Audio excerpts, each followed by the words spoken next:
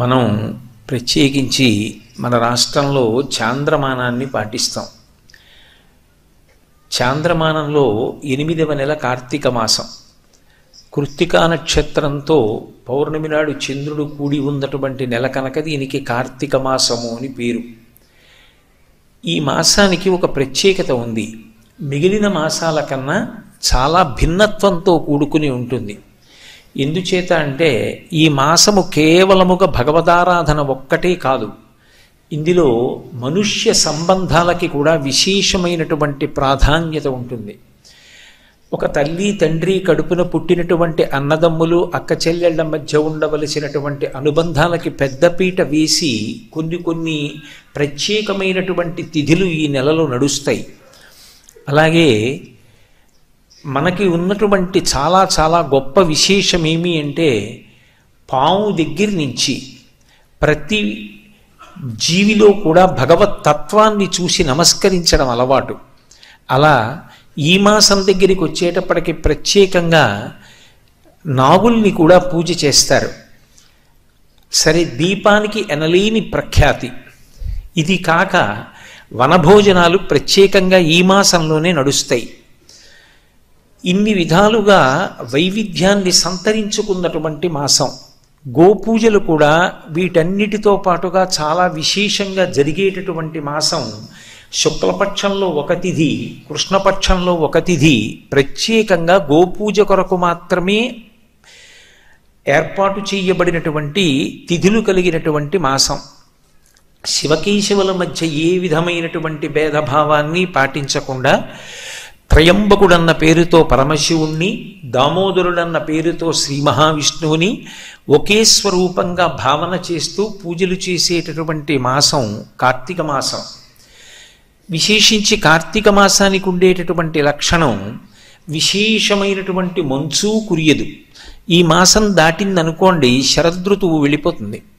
ఎందుచేత అంటే ఆశ్వీజ మాసము కార్తీక మాసము ఈ రెండు శరదృతువు.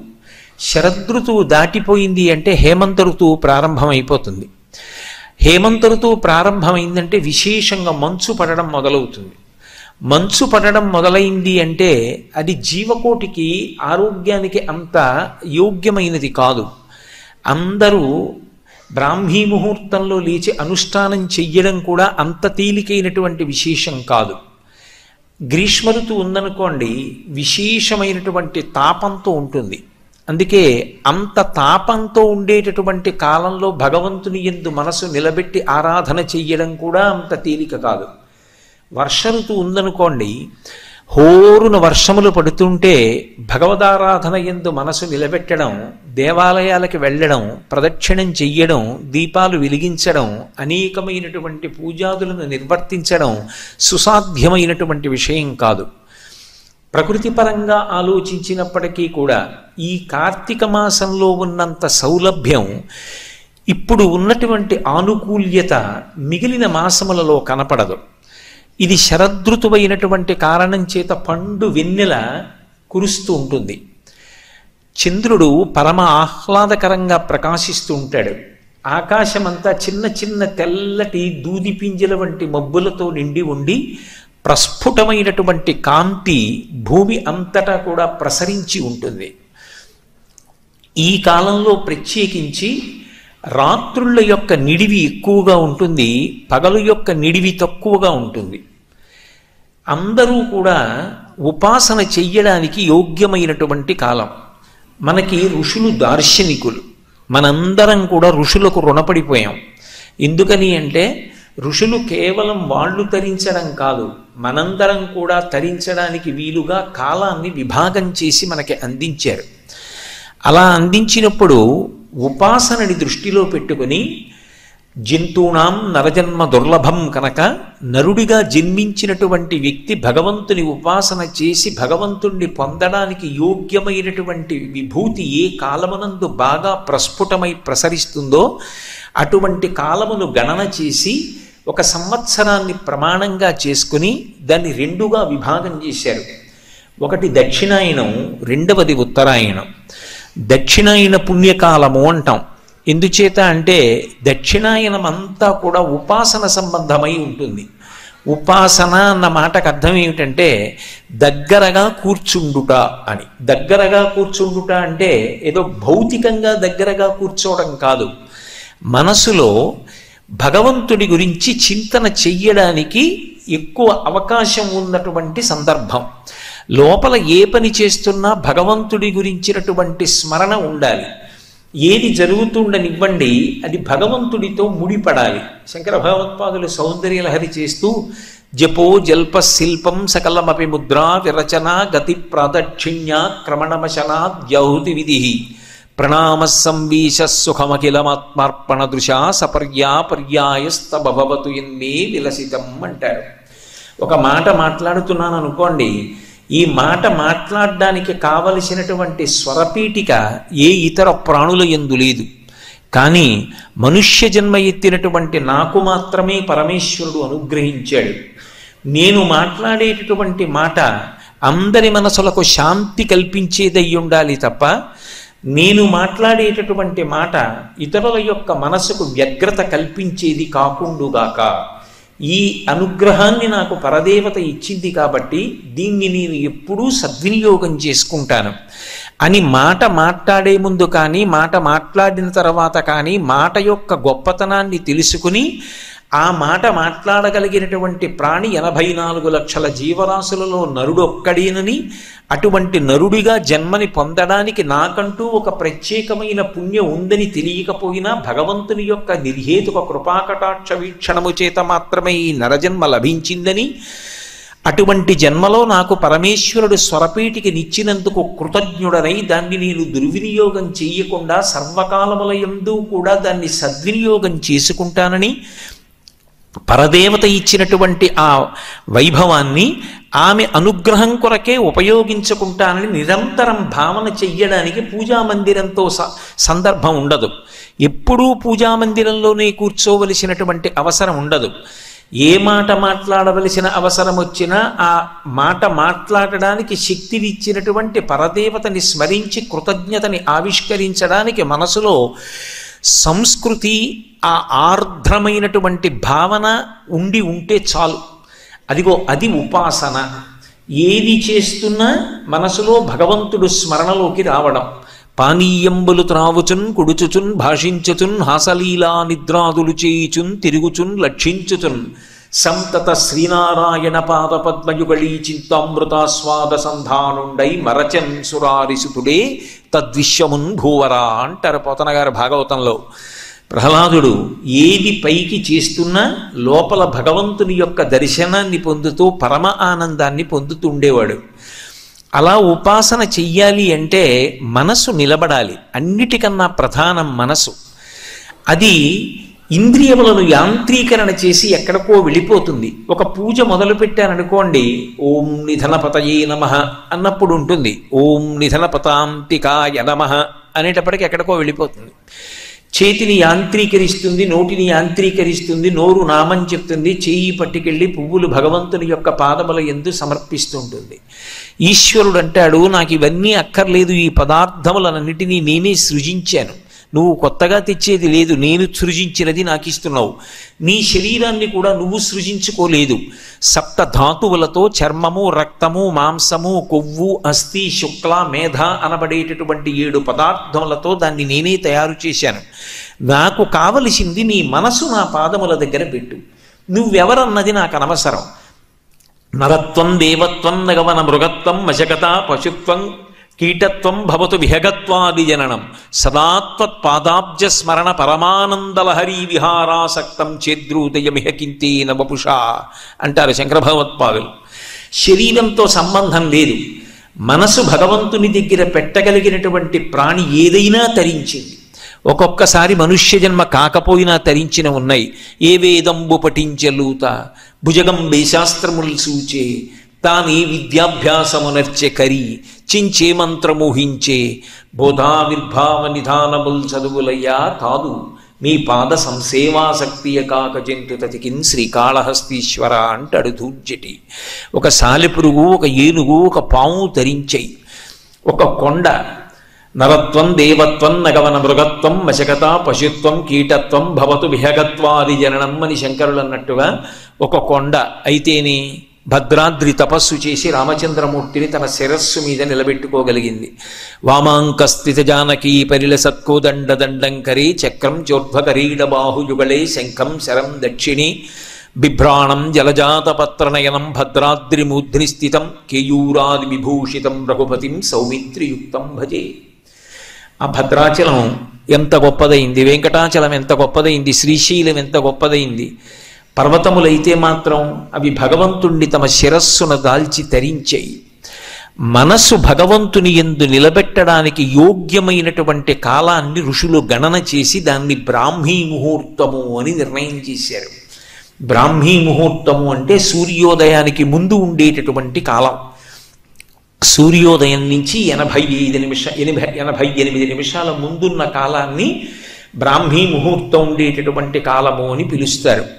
అది భగవదారాధనకు అత్యంత ఉపయుక్తమైనటువంటి కాలం. ఆ సమయంలో భగవంతుని యందు మనసు నిలబెట్టడం తేలిక. ఒక రోజుకి సూర్యోదయానికి ముందు 88 నిమిషములు ఎలా అరుణోదయంతో కలిపి భగవదారాధనకు యోగ్యమవుతుందో అలా ఒక సంవత్సరాన్ని ప్రమాణంగా తీసుకుంటే అందులో బ్రాహ్మీ ముహూర్తముగా పరిగణింపబడేటటువంటిది ఆశ్వీజ మాసం. అందుకే తమోగుణం విరిగిపోవడానికి దేవీ నవరాత్రులతో ఉపాసన ప్రారంభమవుతుంది. తర్వాత వచ్చేటటువంటి మాసం కార్తీక మాసం. కార్తీక మాసం దగ్గరికి వచ్చేటప్పటికీ అగ్ని సంబంధమైనటువంటి ఆరాధన చాలా విశేషంగా ఉంటుంది. ఎందుచేత అంటే కృత్తికా నక్షత్రంతో చంద్రుడు కూడేటటువంటి మాసం. కృత్తిక అగ్ని సంబంధమైనటువంటి నక్షత్రం. ఈ నెల అంతా కూడా అగ్ని సంబంధంగానే ఉంటుంది. అందుకే అసలు ఆశ్వీజ మాసం యొక్క చిట్ట చివరి రోజైనటువంటి అమావాస్య నాడు దీపావళి, ఆవళి అంటే వరుస, దీపముల యొక్క సమాహారంగా పండగ ప్రారంభమవుతుంది. ఇంకా ఆ తరువాత కార్తీక మాసం అంతా కూడా దీపము యొక్క ఆరాధన. ఒక్క విషయాన్ని మీరు బాగా గమనించవలసి ఉంటుంది. అసలు సనాతన ధర్మం అగ్ని ఆరాధన మీద ఆధారపడింది. మిగిలిన ధర్మములకు సనాతన ధర్మములకు ఒక ప్రత్యేకమైనటువంటి వ్యత్యాసం ఉన్నది. ఇక్కడ ధర్మచక్రం దేనిని ఆధారం చేసుకుని తిరుగుతుంది అంటే అగ్నిని ఆధారం చేసుకుని తిరుగుతుంది. అందుకే లింగ పురాణంలో వ్యాస భగవానుడు అగ్నిహోత్రుడు గురించి మాట్లాడుతూ ఒక మాట అంటాడు. హవ్యం వహతి దేవానాం కవ్యం కవ్యాసినామపి పాకంచ గురుతే వహ్ని శంకరస్యైవ శాసనాత్ అంటాడు. ఆయన హవ్యవాహనుడై మనం దేవతలకి హవిస్సునిస్తే స్వాహా అంటూ వేసినటువంటి పదార్థాన్ని అగ్నిహోత్రుడు తీసుకెళ్ళి దేవతలకు ఇస్తాడు. దేవతలు మనం ఇచ్చినటువంటి పదార్థాన్ని తిని వాళ్ళు సంతోషించి వర్షం కురిపిస్తారు. వర్షం కురిపిస్తే పాడి పంట కలుగుతుంది. భాగవతం దశమ స్కంధంలో అంటారు, ఎప్పుడైనా వర్షం కురిసిందనుకోండి దానివల్ల సమృద్ధిగా పంట కలుగుతుంది. అందుకే మఖము చేయ వజ్రి వెలి సంతసించును, వజ్రి సంతసింప వాన కురియు, వాన కురిసి గసవు వసుమతిపై పెరుగు, గసవు మీసి ధీను గణము బ్రతుకు. మనం యజ్ఞం చేస్తే హవిస్సు దేవతలు తింటారు, దేవతలు తిని సంతోషిస్తే వర్షం కురిపిస్తారు, వర్షం కురిపిస్తే పాడి పంట, పాడి పంట ఉంటే మనం సమృద్ధిగా ఉంటాం. మనమే కాదు, శం ద్విపదే శం చతుష్పదే, 4 కాళ్ళున్న ప్రాణుల దగ్గర నుంచి అందరూ సంతోషంగా ఉంటారు. మనం సంతోషంగా ఉంటే మళ్ళీ యజ్ఞం చేస్తాం, మళ్ళీ యజ్ఞం చేస్తే దేవతలకి మళ్ళీ హవిస్సు అందుతుంది, మళ్ళీ సంతోషిస్తే మళ్ళీ వేళ పట్టున వర్షం కురిపిస్తారు కురవవలసిన సమయంలో. అప్పుడు మళ్ళీ పాడి పంట వృద్ధిలోకి వస్తాయి. అదొక ధర్మచక్రం. అలాగే పితృదేవతలకి కవ్యం ఇవ్వాలంటే అగ్నిహోత్రుడి ద్వారా ఇస్తారు. ఇంట్లో ఆహారాన్ని పచనం చేసుకోవాలంటే అగ్నిని ఆరాధన చేసుకుని చేస్తారు. తెల్లవారి లేచినదాదిగా అగ్నిని ఆరాధించడము ప్రధానమైనటువంటి జాతి ఏది అంటే సనాతన ధర్మమును నమ్మినటువంటి వాళ్ళ యొక్క లక్షణం. అందుకే ఇక్కడ ప్రధానమైన ఆచారము దేని మీద ఆధారపడుతుంది అంటే అగ్ని ఆరాధన మీద ఆధారపడుతుంది.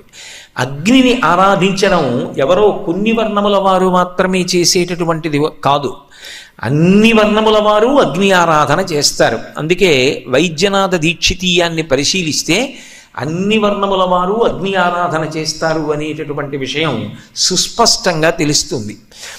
చిట్ట చివర ఒక వ్యక్తి శరీరాన్ని విడిచిపెట్టేశాడు అనుకోండి, కొడుకు మా తండ్రి గారు శరీరంతో ఉన్నంత కాలం అగ్నిని ఆరాధించారు, ఓ అగ్ని నిన్ను పరమ పవిత్రంగా భావన చేసి ప్రతిరోజు నీకు నమస్కరించారు, నిన్ను ఆరాధించారు, అటువంటి మా తండ్రి గారి శరీరం పడిపోయింది, ఇప్పుడు ఆ శరీరం కదలదు.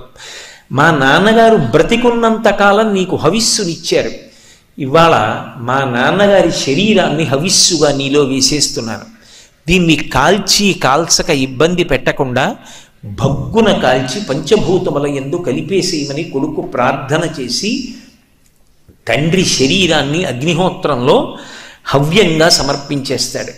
అంటే అగ్ని ఆరాధనతో ప్రారంభమై అగ్ని ఆరాధనతో వ్యక్తి జీవితం పరిసమాప్తమైపోతుంది. అగ్ని ఆరాధన అనేటటువంటిది సనాతన ధర్మంలో అంత ప్రధానమైనటువంటి అంశం.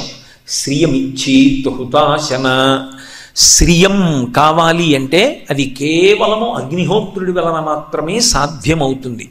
శ్రియం అంటే కేవలం డబ్బు కాదు, నాకు చాలా డబ్బు కావాలి అని అనుకున్నాను అనుకోండి, దేని కొరకు డబ్బు కావాలన్నది ప్రధానం. నేను దాచుకోవడానికో ధర్మాన్ని విడిచిపెట్టి నేను ఖర్చు పెట్టడానికో అయితే అది ప్రమాదహేతు, దానివల్ల పాపం మూట కట్టుకుంటాను, అప్పుడు అది ప్రియం ప్రేయస్సునిస్తుంది. కాదు, శ్రియం నేను ధార్మికంగా సంపాదించాలి, ధర్మం నిలబెట్టడానికి ఖర్చు పెట్టాలి. ఇప్పుడు అది శ్రియం, మంచి ఆలోచనను ఆ ఆలోచన కార్యరూపం దాల్చడానికి కావలసినటువంటి ఐశ్వర్యాన్ని రెండిటినీ కూడా ఇవ్వగలిగిన వాడెవరు అంటే అగ్నిహోత్రుడు. అందుకనే భట్టారక శబ్దం అన్వయమైంది. భట్టారకుడు అంటే పూజనీయుడు. అటువంటి అగ్ని మనకి మంచి ఆలోచనలు ఇస్తాడు, ధర్మం ఇస్తాడు, ధార్మికమైనటువంటి కార్యముల యందు ఉత్సుకతనిస్తాడు, ధార్మికమైన కార్యక్రమములను నిర్వర్తించడానికి కావలసినటువంటి సమస్త విభూతులను మనకి అనుగ్రహిస్తాడు. తత్కారణము చేత పుణ్యాన్ని ఇస్తాడు, ఆ పుణ్యము వలన చిత్తశుద్ధినిస్తాడు, చిత్తశుద్ధి వలన జ్ఞానమిస్తాడు, ఆ జ్ఞానము వలన ఇక పుట్టవలసిన అవసరం లేని పునరావృత్తిరహిత శాశ్వత శివ సాయుధ్య స్థితికి కారణమవుతాడు.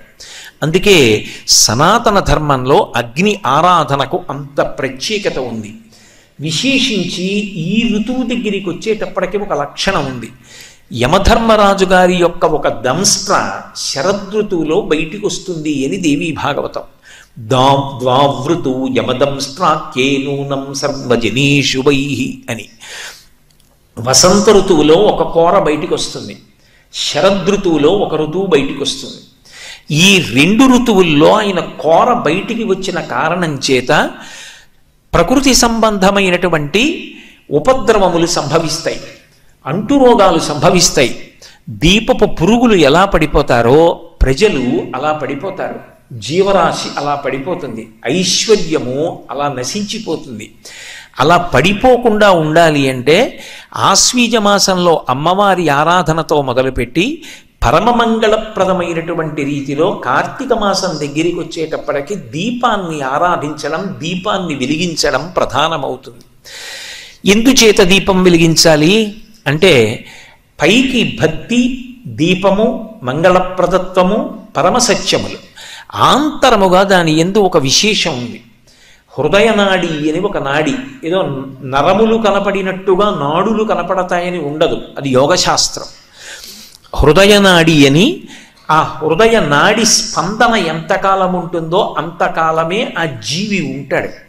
ఆ హృదయ నాడికి ఎవరు అధిపతిగా ఉంటాడు అంటే శనైశ్చరుడు అధిపతిగా ఉంటాడు. శనైశ్చరుడు దేని చేత ప్రీతి చెందుతాడు అంటే నువ్వుల నూనె యొక్క దీపపు పొగ చేత సంతోషిస్తాడు. ఆయనకి నల్ల నువ్వులు కదూ మనం శనైశ్చర గ్రహానికి ప్రీతితో ఆరాధన చేసేటప్పుడు వినియోగించేది. ఆ నల్ల నువ్వుల నూనె కానీ, ఆవు నెయ్యి దీపం కానీ పెట్టినప్పుడు దాని మించి వచ్చేటటువంటి పొగ వాసన చూసినా, దాని కాంతి ప్రసరించిన, దాని చేత శనీశ్చర గ్రహం ప్రీతి పొంది యమదంస్ట్ర బయటికి వచ్చినటువంటి కారణంగా ప్రజలు పడిపోకుండా, ఉపద్రవాలు రాకుండా ఉండడం కోసం ఎవరి ఇంటిలో వారు దీపం ఉంచడమే కాకుండా దానితో పాటుగా శివాలయం కానీ, విష్ణువాలయం కానీ, మఠ ప్రాంగణం కానీ, గోశాలలు కానీ, ఇటువంటి పరమ పవిత్రమైనటువంటి ప్రదేశములు ఎక్కడ ఉంటాయో అక్కడక్కడ కూడా దీపాలు వెలిగిస్తారు. ఈ నెలలో అత్యద్భుతమైనటువంటి విశేషంగా అందరినీ రక్షించుకోవడానికి సాధనంగా వచ్చినటువంటిది దీపాన్ని వెలిగించడం. రెండవది ఉసిరి చెట్టుని పూజ చెయ్యడం.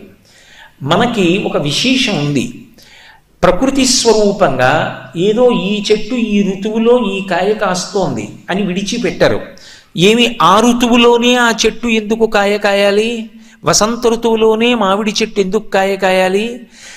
సంవత్సరాది ప్రారంభంలోనే వేప చెట్టు ఎందుకు పువ్వు పుయ్యాలి? ఈ శరదృతు వచ్చేటప్పటికే పెద్ద ఉసిరి ఎందుకు ఉసిరికాయ కాస్తుంది? అంటే ప్రకృతిలో వచ్చేటటువంటి ఉపద్రవములను నివారించడానికి పరదేవతయే వృక్షరూపంలోకి ప్రవేశించి దాని గుండా తన యొక్క అనుగ్రహాన్ని ప్రసరించి లోకమును రక్షిస్తూ ఉంటుంది. బాహ్యంలో చెట్టుని చూడరు. ఆ కాలమునందు చెట్టు యొక్క ఫలస్వరూపంగా లోకాన్ని రక్ష చేసేటటువంటి ఆ శక్తి వెనక భగవత్ తత్వాన్ని చూడడం సనాతన ధర్మానికి ఉన్న గొప్పతనం. ఎందుకంటే ఉసిరి చెట్టుని అక్కడే పెట్టి పక్కన కుంకుడి చెట్టు విత్తనం పెడితే కుంకుడి చెట్టు కుంకుడుకాయే కాస్తుంది, ఉసిరి చెట్టు ఉసిరికాయే కాస్తుంది. ఉసిరి చెట్టు ఉసిరికాయే కాసేటట్టుగా నేను నిర్ణయించలేదు. ఆ భూమి సారంతోటే అది ఉసిరికాయ కాసేటట్టు, శరదృతువులోనే అది కాసేటట్టు నేను నిర్ణయించలేదు. అది భగవంతుని యొక్క నిర్ణయం. ధాత్రి అని పిలుస్తారు. ఆ ఉసిరి పేదవారి పాలిట అమృత భాండము అని దానికి ఒక పేరు. ఈ శరదృతువులో ఆరోగ్యపరంగా ఎన్ని రకాలైనటువంటి సమస్యలు వచ్చేటటువంటి అవకాశం ఉంటుందో అన్ని రకాల సమస్యలకి కూడా విరుగుడు ఎక్కడుంటుంది అంటే ఒక్క ఉసిరికాయలోనే ఉంటుంది. అందుకే ఇప్పటికీ ఆ పెద్దలు ఒక మాట అంటూ ఉంటారు, భర్తని రక్షించుకోవాలనేటటువంటి లక్షణం కలిగినటువంటి ప్రాజ్ఞురాలైన భార్య కార్తీక మాసం అంతా ఆదివారాలు విన ఉసిరికాయతో కూడుకున్న భోజనాన్నే భర్తకి పెడుతుంది అంటూ ఉంటారు. ఎందుచేత అంటే అది ఆయువుని కాపాడుతుంది.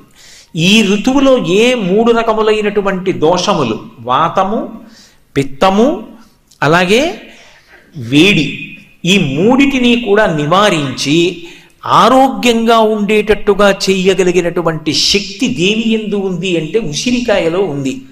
వృద్ధాప్యం వచ్చిన తరువాత నియమబద్ధంగా ఉసిరికాయని సేవించి తాను యవ్వనంలో ఉన్న శక్తిని తిరిగి పొందగలిగాను అని చవన మహర్షి నిరూపించి చూపించాడు. అంత గొప్పది. అందుకే ఈ కాలమునందు మిగిలినటువంటి వృక్షములతో పాటుగా, అంటే మిగిలిన వృక్షములంటే నా ఉద్దేశంలో ప్రతిరోజు పూజలు అందుకునేది తులసి. అటువంటి తులసితో పాటుగా ప్రత్యేకమైనటువంటి పూజ కార్తీక మాసంలో దేనికి అంటే ధాత్రి పూజ.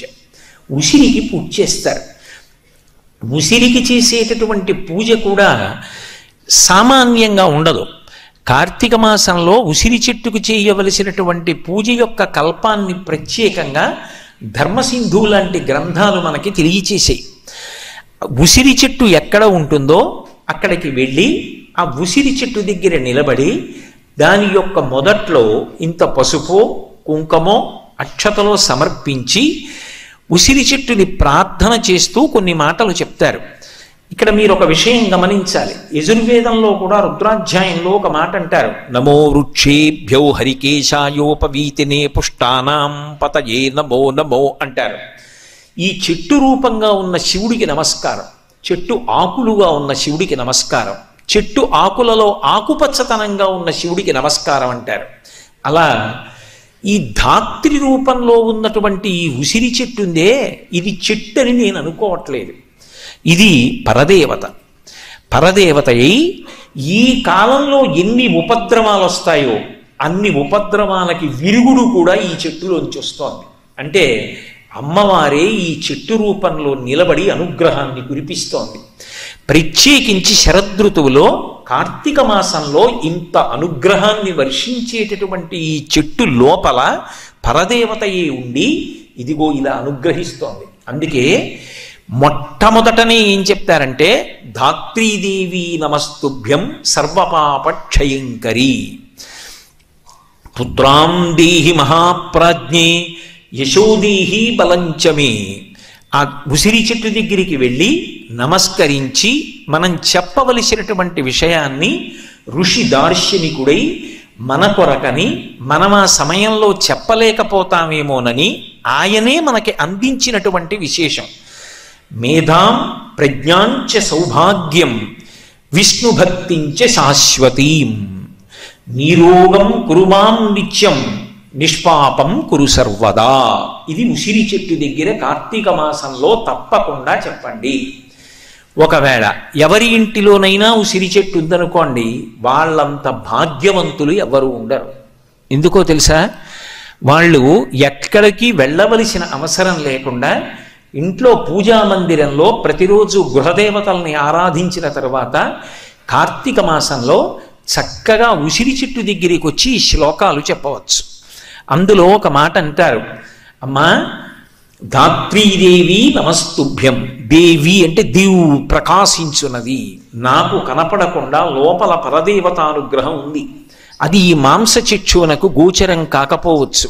అమ్మలో అమ్మతనం ఉన్నట్టు, నాన్నగారిలో నాన్నతనం ఉన్నట్టు, గురువు గారిలో అభ్యున్నతి శక్తి ఉన్నట్టు, భగవంతుని యందు అనుగ్రహ శక్తి ఉన్నట్టు ఈ ధాత్రీ వృక్షమునందు పరదేవతానుగ్రహము నిబిడీకృతమై ఉన్నది.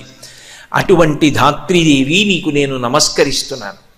అమ్మా నువ్వు అపారమైన శక్తి కలిగిన దానివి, నా సర్వ పాపములను క్షయించేయి. సర్వపాప క్షయంకరి. పాపమన్న మాటకు అర్థం జాగ్రత్తగా అర్థం చేసుకుని అభ్యున్నతిలోకి రావాలి అనుకున్నప్పుడు ఏ పనులు చెయ్యవద్దని పరమేశ్వరుడు చెప్పాడో ఆ పనులు చెయ్యడం, అటువంటి పనులు చెయ్యాలన్న ఉత్సాహం నాకు కలగడం, అటువంటి పనులు చెయ్యడం దోషం.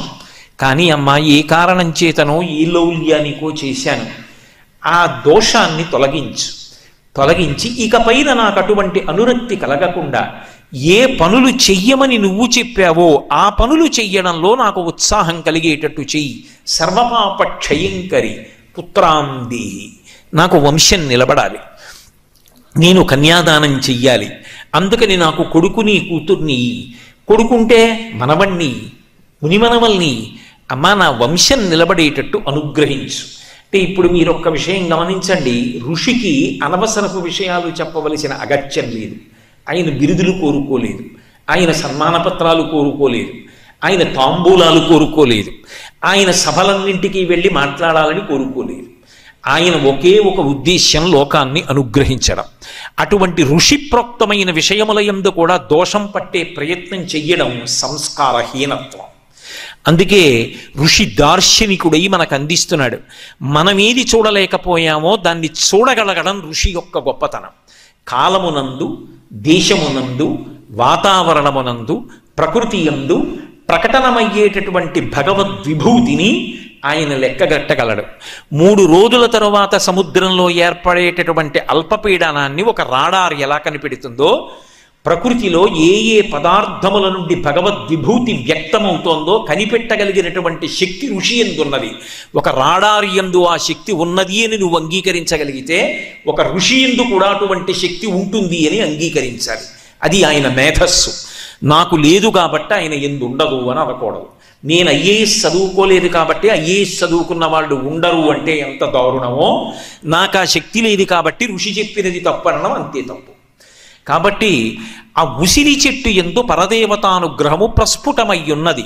కాబట్టి అమ్మ నువ్వు నా వంశాన్ని నిలబెట్టగలవు, కాబట్టి పుత్రాం దేహి, నాకు బిడ్డల్నియ్యి.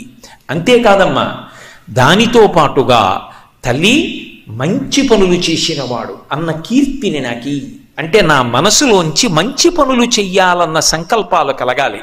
ఆ మంచి పనులు చెయ్యడానికి నేను దృఢదీక్షతో నిలబడాలి.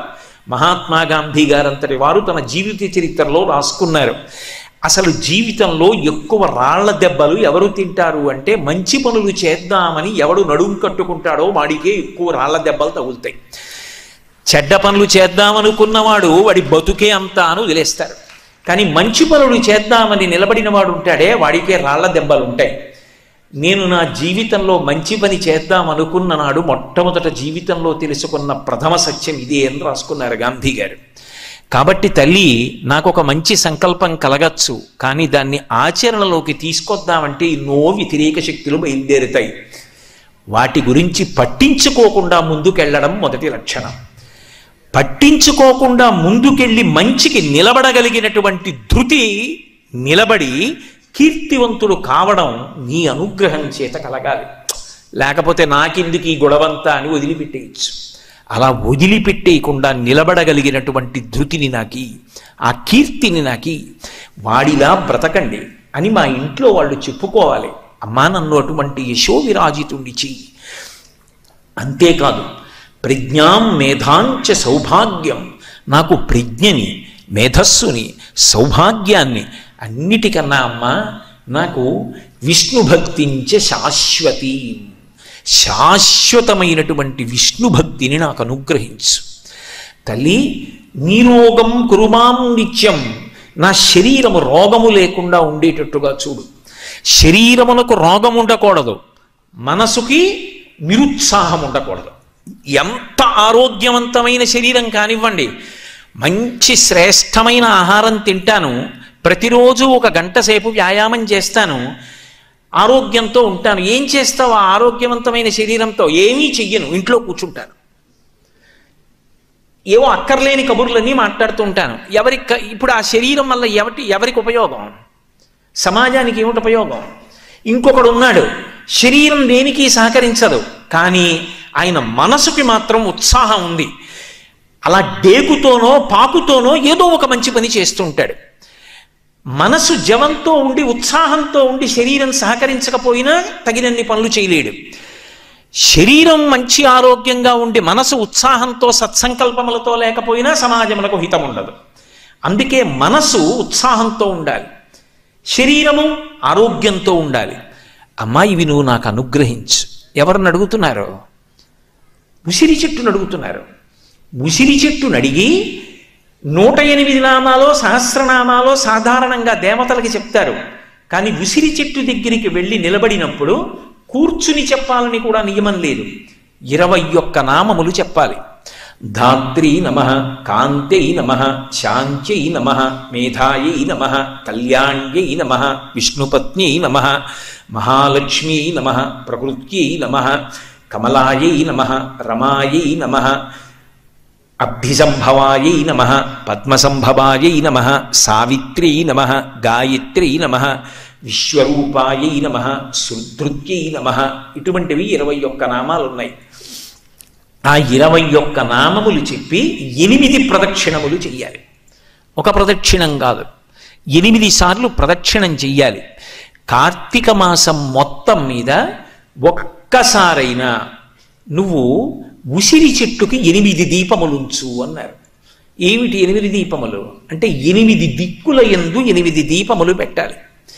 8 దీపముల మధ్యలో వెలుగుతూ ఉంటుంది ఆ ఉసిరి చెట్టు. అంటే అష్టదిక్పాలకుల చేత సేవింపబడుతున్నటువంటి పరదేవతా స్వరూపంగా నీవు నమస్కరిస్తే, అటువంటి సంస్కారము మన యందు నిలబడితే, ఆ ఋతువునందు ప్రకృతి శక్తి స్వరూపిణి అయినటువంటి ఆ తల్లియే అనుగ్రహించగలదు కనుక మనందరినీ కూడా కాపాడుతుందని 8 దిక్కులా 8 దీపములుంచి, దీపపు సమ్మె మీద కొద్దిగా పసుపో కుంకమో అక్షతలో వేసి 8 దిక్కులా వెలుగుతున్నటువంటి దీపముల మధ్య ఉన్నటువంటి ఉసిరి చెట్టుకి నమస్కరిస్తారు. ఇది ధాత్రి పూజ అని ప్రత్యేకంగా కార్తీక మాసంలో అమ్మవారి యొక్క అనుగ్రహ విశేషం ద్వారా తమని తామును రక్షించుకోవడానికి చేస్తారు.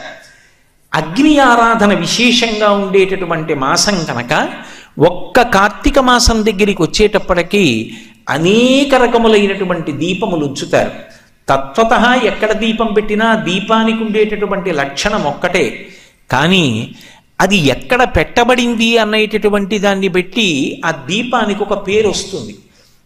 ఉదాహరణకి మీరు ఏదో ఒక కార్యాన్ని సంకల్పం చేసి ఆసమాప్త పర్యంతం ఈ కార్యక్రమం ప్రారంభం చేస్తున్నాం, ఇది పూర్తయిపోయి పూర్ణాహుతి అయిపోయే వరకు ఈ దీపం ఇలాగే వెలుగుతూ ఉండాలని సంకల్పం చేస్తున్నాను అంటే ఇది పరబ్రహ్మస్వరూపమై విఘ్నములు లేకుండా నన్ను కాపాడాలి అని ఒక జ్యోతిని వెలిగించారనుకోండి, దాన్ని నందాదీపము అంటారు, అఖండ దీపము అంటారు.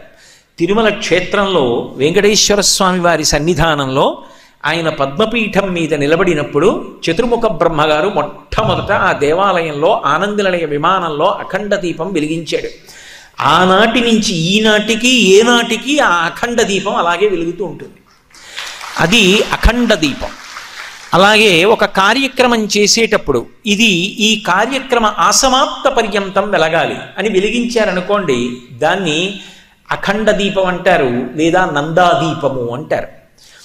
అలాగే తులసి కోట దగ్గరికి తీసుకెళ్ళి ఇంట్లో పెరట్లో బోల్డ్ అన్ని తులసి చెట్లు ఉన్నాయి, లేకపోతే ఒక తులసి కోట ఉంది, అక్కడ ఒక దీపం ఉంచారనుకోండి, దాన్ని బృందావన దీపము అంటారు.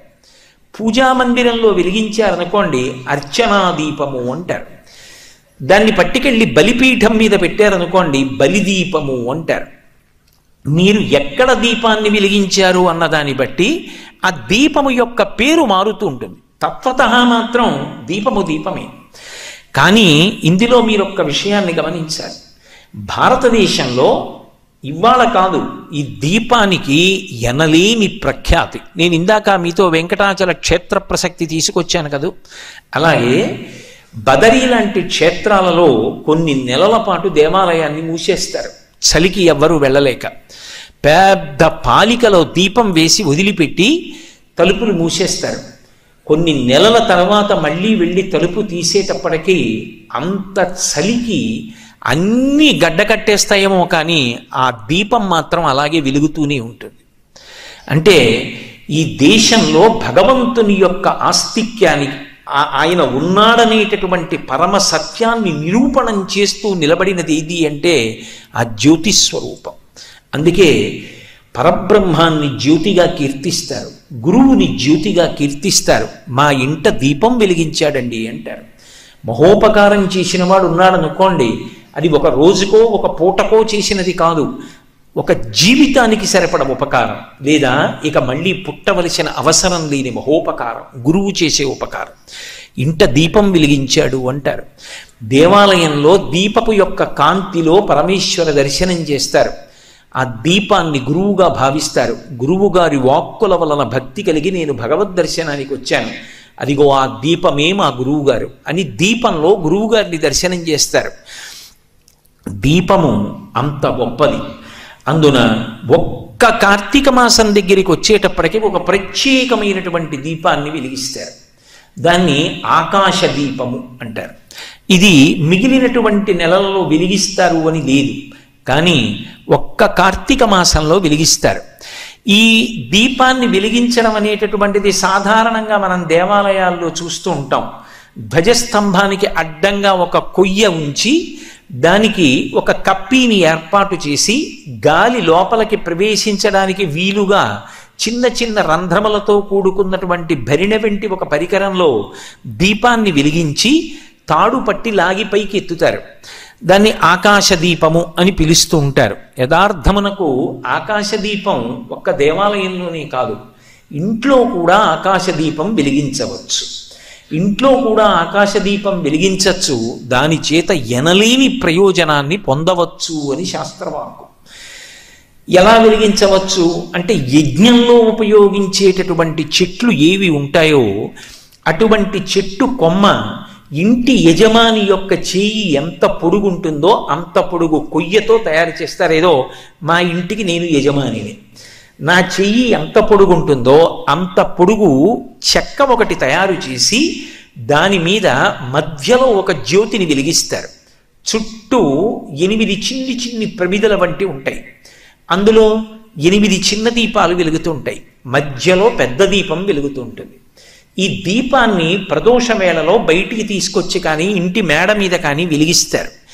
వెలిగించి ఒక మాట చెప్తారు, దామోదరాయ నభసి తులాయాం డోలయా చష. స్వామి, నీవు ఆకాశస్వరూపుడవై అంతటా ప్రకాశిస్తున్నావు. అలా ప్రకాశిస్తున్నటువంటి నీకు ఓ దామోదర, అనంతంగా విష్ణుతత్వంగా వ్యాపించి ఉన్నటువంటి నీకు ఇదిగో నేను ఆకాశ దీపం పెడుతున్నాను. ప్రదీపంతే ప్రయచ్ఛామి నమో ననంతాయ చ నమో ననంతాయ వేధసి. స్వామి, నీకు నేను వెలిగించినటువంటి ఈ దీపానికి ఒక లక్షణం ఉంది. ఇది ఊగుతూ ఊయలలా నీకు ఆకాశ మార్గంలో అనంతంగా వ్యాపించినటువంటి నీకు పైకెత్తి పెట్టినటువంటి దీపం. సాధారణంగా దీపం కదలకుండా కింద ఉంటుంది. ఈ దీపం ఊయలలా కదులుతూ ఆకాశంలో దేవతలు ప్రయాణం చేసి వెళుతూ ఉంటారు. ఆ ప్రయాణం చేసి వెళ్ళేటటువంటి దేవతలకి, ఆకాశ మార్గంలో ప్రయాణం చేసేటటువంటి దేవగాయకులు వెడుతూ ఉంటారు అని రామాయణంలో కూడా కనపడుతుంది. వాళ్ళు శుభవార్తలు చెప్తూ ఉంటారు అని చెప్పి, అటువంటి ఉత్తములైనటువంటి వారికి ఇదిగో నేను ఆ విష్ణు స్వరూపానికి కదులుతున్నటువంటి ఊగుతున్నటువంటి ఈ దీపాన్ని, తులాయాం డొలయా సహా, ఊగుతున్నట్లుగా ఉన్నటువంటి ఈ దీపాన్ని పెడుతున్నాను. అలా 30 రోజుల పాటు ఆకాశ దీపాన్ని ఇంటి ముందు కానీ దేవాలయంలో కానీ వెలిగించినటువంటి వారు ఉత్తరోత్తర జన్మల యందు తత్ఫలితము చేత ఏమీ ఆశించకపోయినా అనంతమైనటువంటి ఐశ్వర్యాన్ని పొందుతారు అని శాస్త్రవాక్కు. ఎందుకంటే దేవతలకు ఒక లక్షణం ఉంటుంది. మనం అడిగామా అడగలేదా అని వారు చూడరు. వారి ఆరాధన చేసినప్పుడు వారు ఒక ఫలితాన్ని ఇస్తారు. ఆకాశ దీపాన్ని వెలిగించినటువంటి వారికి ఇచ్చేటటువంటి గొప్ప ఫలితం అనంతమైనటువంటి ఐశ్వర్యము ఉత్తర జన్మల యందు ఇయ్యబడుతుంది. అది భక్తి ఐశ్వర్యం అయితే ఇంకా అంతకన్నా అదృష్టం ఏముంటుంది? బాహ్యంలో ఉన్న ఐశ్వర్యం అక్కర్లేని శత్రుత్వాలు తీసుకొస్తుంది. భక్తి ఐశ్వర్యం యోగరతోవా భోగరతోవా ఎప్పుడు సంతోషంతో నందతి నందచ్చేవ, ఆనందంతో లోపల భగవంతుణ్ణి స్మరిస్తూ ఆనందంగా కాలం గడపడానికి వీలైనటువంటి స్థితిని కల్పిస్తుంది. అందుకే యోగరతోవా భోగరతోవా సంగరతోవా సంగవిహీన యస్య బ్రహ్మణి రమతే చిత్తం నందతి నందత్యేవ అంటారు. అటువంటి ఆకాశ దీపాన్ని ఒక్క కార్తీక మాసంలోనే వెలిగిస్తారు. అది ఒక ప్రత్యేకత ఈ మాసంలో. అసలు ఈ మాసానికి ఒక విశేషం ఉంది. అత్యంత తేలికైనటువంటి మార్గంతో భగవంతుణ్ణి ఆరాధించడం, లోకాన్ని కాపాడడం రెండింటినీ కార్తీక మాసంలో సమన్వయం చేశారు. కేవలం దీపం వెలిగించడం ద్వారా భగవంతుని యొక్క అనుగ్రహానికి పాత్రులు కావడం, లోకాన్నంతటినీ కూడా ఉపద్రవాల నుంచి కాపాడడం, చల్లతనం పెరుగుతున్న కాలం కాబట్టి లోకానికి క్షేమకరమైనటువంటి వేడిని పంచిపెట్టడం. ఇంతే కాదు, ఈ మాసంలోనే కార్తీక పౌర్ణమి నాడు వెలిగించేటటువంటి దీపం చేత నరుడు మిగిలినటువంటి సమస్త ప్రాణికోటికి ఉపకారం చేస్తాడు. ఎందుకంటే కార్తీక పౌర్ణమి నాడు గుత్తి దీపాలు వెలిగిస్తారు. 365 ఒత్తులు గుత్తి చేసి దాన్ని బూంది ఒత్తి అని పిలుస్తూ ఉంటారు. గుత్తి చేసి వెలిగిస్తారు. ఇంట దీపం వెలగకుండా ఒక్కరోజు కూడా ఉండకూడదు.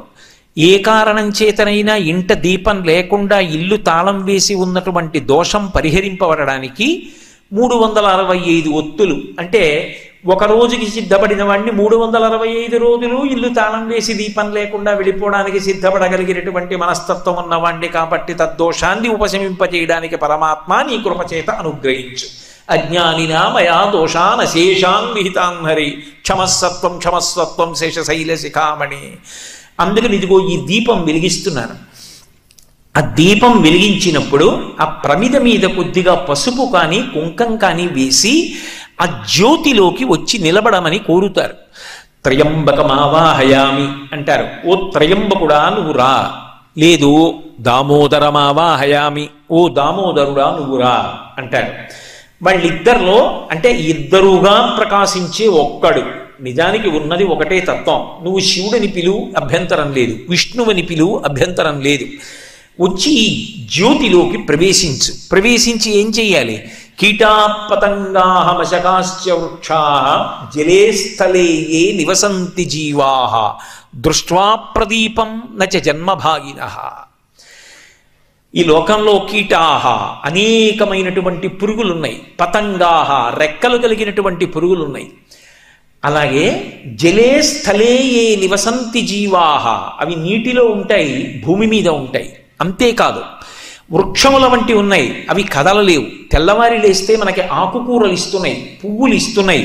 కిరణజన్య సంయోగ క్రియ ద్వారా సూర్య భగవానుడి నుంచి పొందినటువంటి శక్తితో పత్రహరితాన్ని తయారు చేసుకుని ఆకులలో ఆకుపచ్చతనాన్ని నింపుకుని దాని ద్వారా మనకి ఆహారాన్ని సమకూరుస్తున్నాయి. అయినా ఆ చెట్లకి తమకి తాము ఉపకారం చేసుకోగలిగినటువంటి శక్తి లేదు. అటువంటి చెట్లు అనుగ్రహింపబడుగాక. ఏ కారణం చేత? నేను వెలిగించిన ఈ దీపం ఉందే, ఈ దీపపు కాంతి ఎంత దూరం పడుతోందో ఆ కాంతిలోకి ఏ ఏ ప్రాణులు వస్తున్నాయో అవి కీటాహ పతంగాహ వశకాశ్చ వృక్షాహ జలే స్థలే ఏ నివసంతి జీవాహ దృష్ట్వా ప్రదీపం నచ జన్మభాగినః. ఈ దీపపు కాంతి పడిన కారణం చేత ఇక అవి మళ్ళీ పుట్టవలసినటువంటి అవసరాన్ని పోగొట్టుకొనుగాక.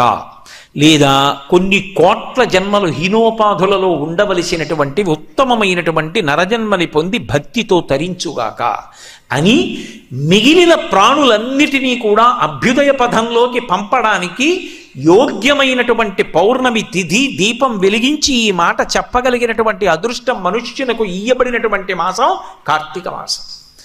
అంటే ఈ నెలలో సమస్త ప్రాణులు కూడా అనుగ్రహింపబడతాయి దీపము ద్వారా. అంత గొప్ప మాసం.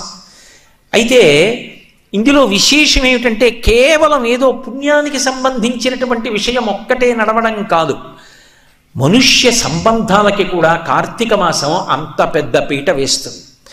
కార్తీక మాసం ప్రారంభం పాడ్యమి, బలిపాడ్యమి శుక్లపక్షంలో. విధియ దగ్గరికి వచ్చేటప్పటికి అది యమ విధియ. సూర్యభగవానుడికి ఒక కొడుకు ఒక కూతురు. కొడుకు పేరు యమధర్మరాజు, కూతురి పేరు యమున. ఇద్దరికీ ఒక లక్షణం, ఇద్దరూ ముందుకెడతారు తప్ప వెనక్కి రారు. ఎందుకనంటే కాలస్వరూపుడు, ఆయనకి కాలుడు అని పేరు. ఆయన కాలంలో పడగొట్టవలసిన వాళ్ళని ఒక్క క్షణం ఆలస్యం లేకుండా పడగొడుతూ వెళ్ళిపోతూ ఉంటాడు.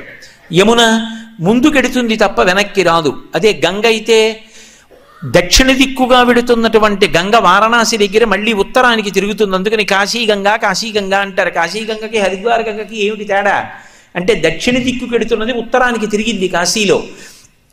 ఎన్ని జన్మలెత్తినా చిట్ట చివరికి ఈ శరీరం ఊరికి దక్షిణాన ఉన్నటువంటి శ్మశానంలో కాలిపోతోంది. కానీ ఏ జన్మలో ఉత్తర దిక్కుకు తిరిగి మృత్యుంజయుడైనటువంటి పరమశివుని వంక చూశాడో ఆ జన్మలో ఇక మళ్ళీ పుట్టవలసిన అవసరం లేనటువంటి స్థితికి పునాది రాయి వేసుకుంటున్నాడు. గంగ అక్కడ ఉత్తరాభిముఖమైంది అంటే మనకి పాఠం నేర్పుతోంది. అందుకని కాశీగంగా కాశీగంగా అంటారు. యమున వెనక్కి రాదు, ముందుకు వెళ్ళిపోతుంది.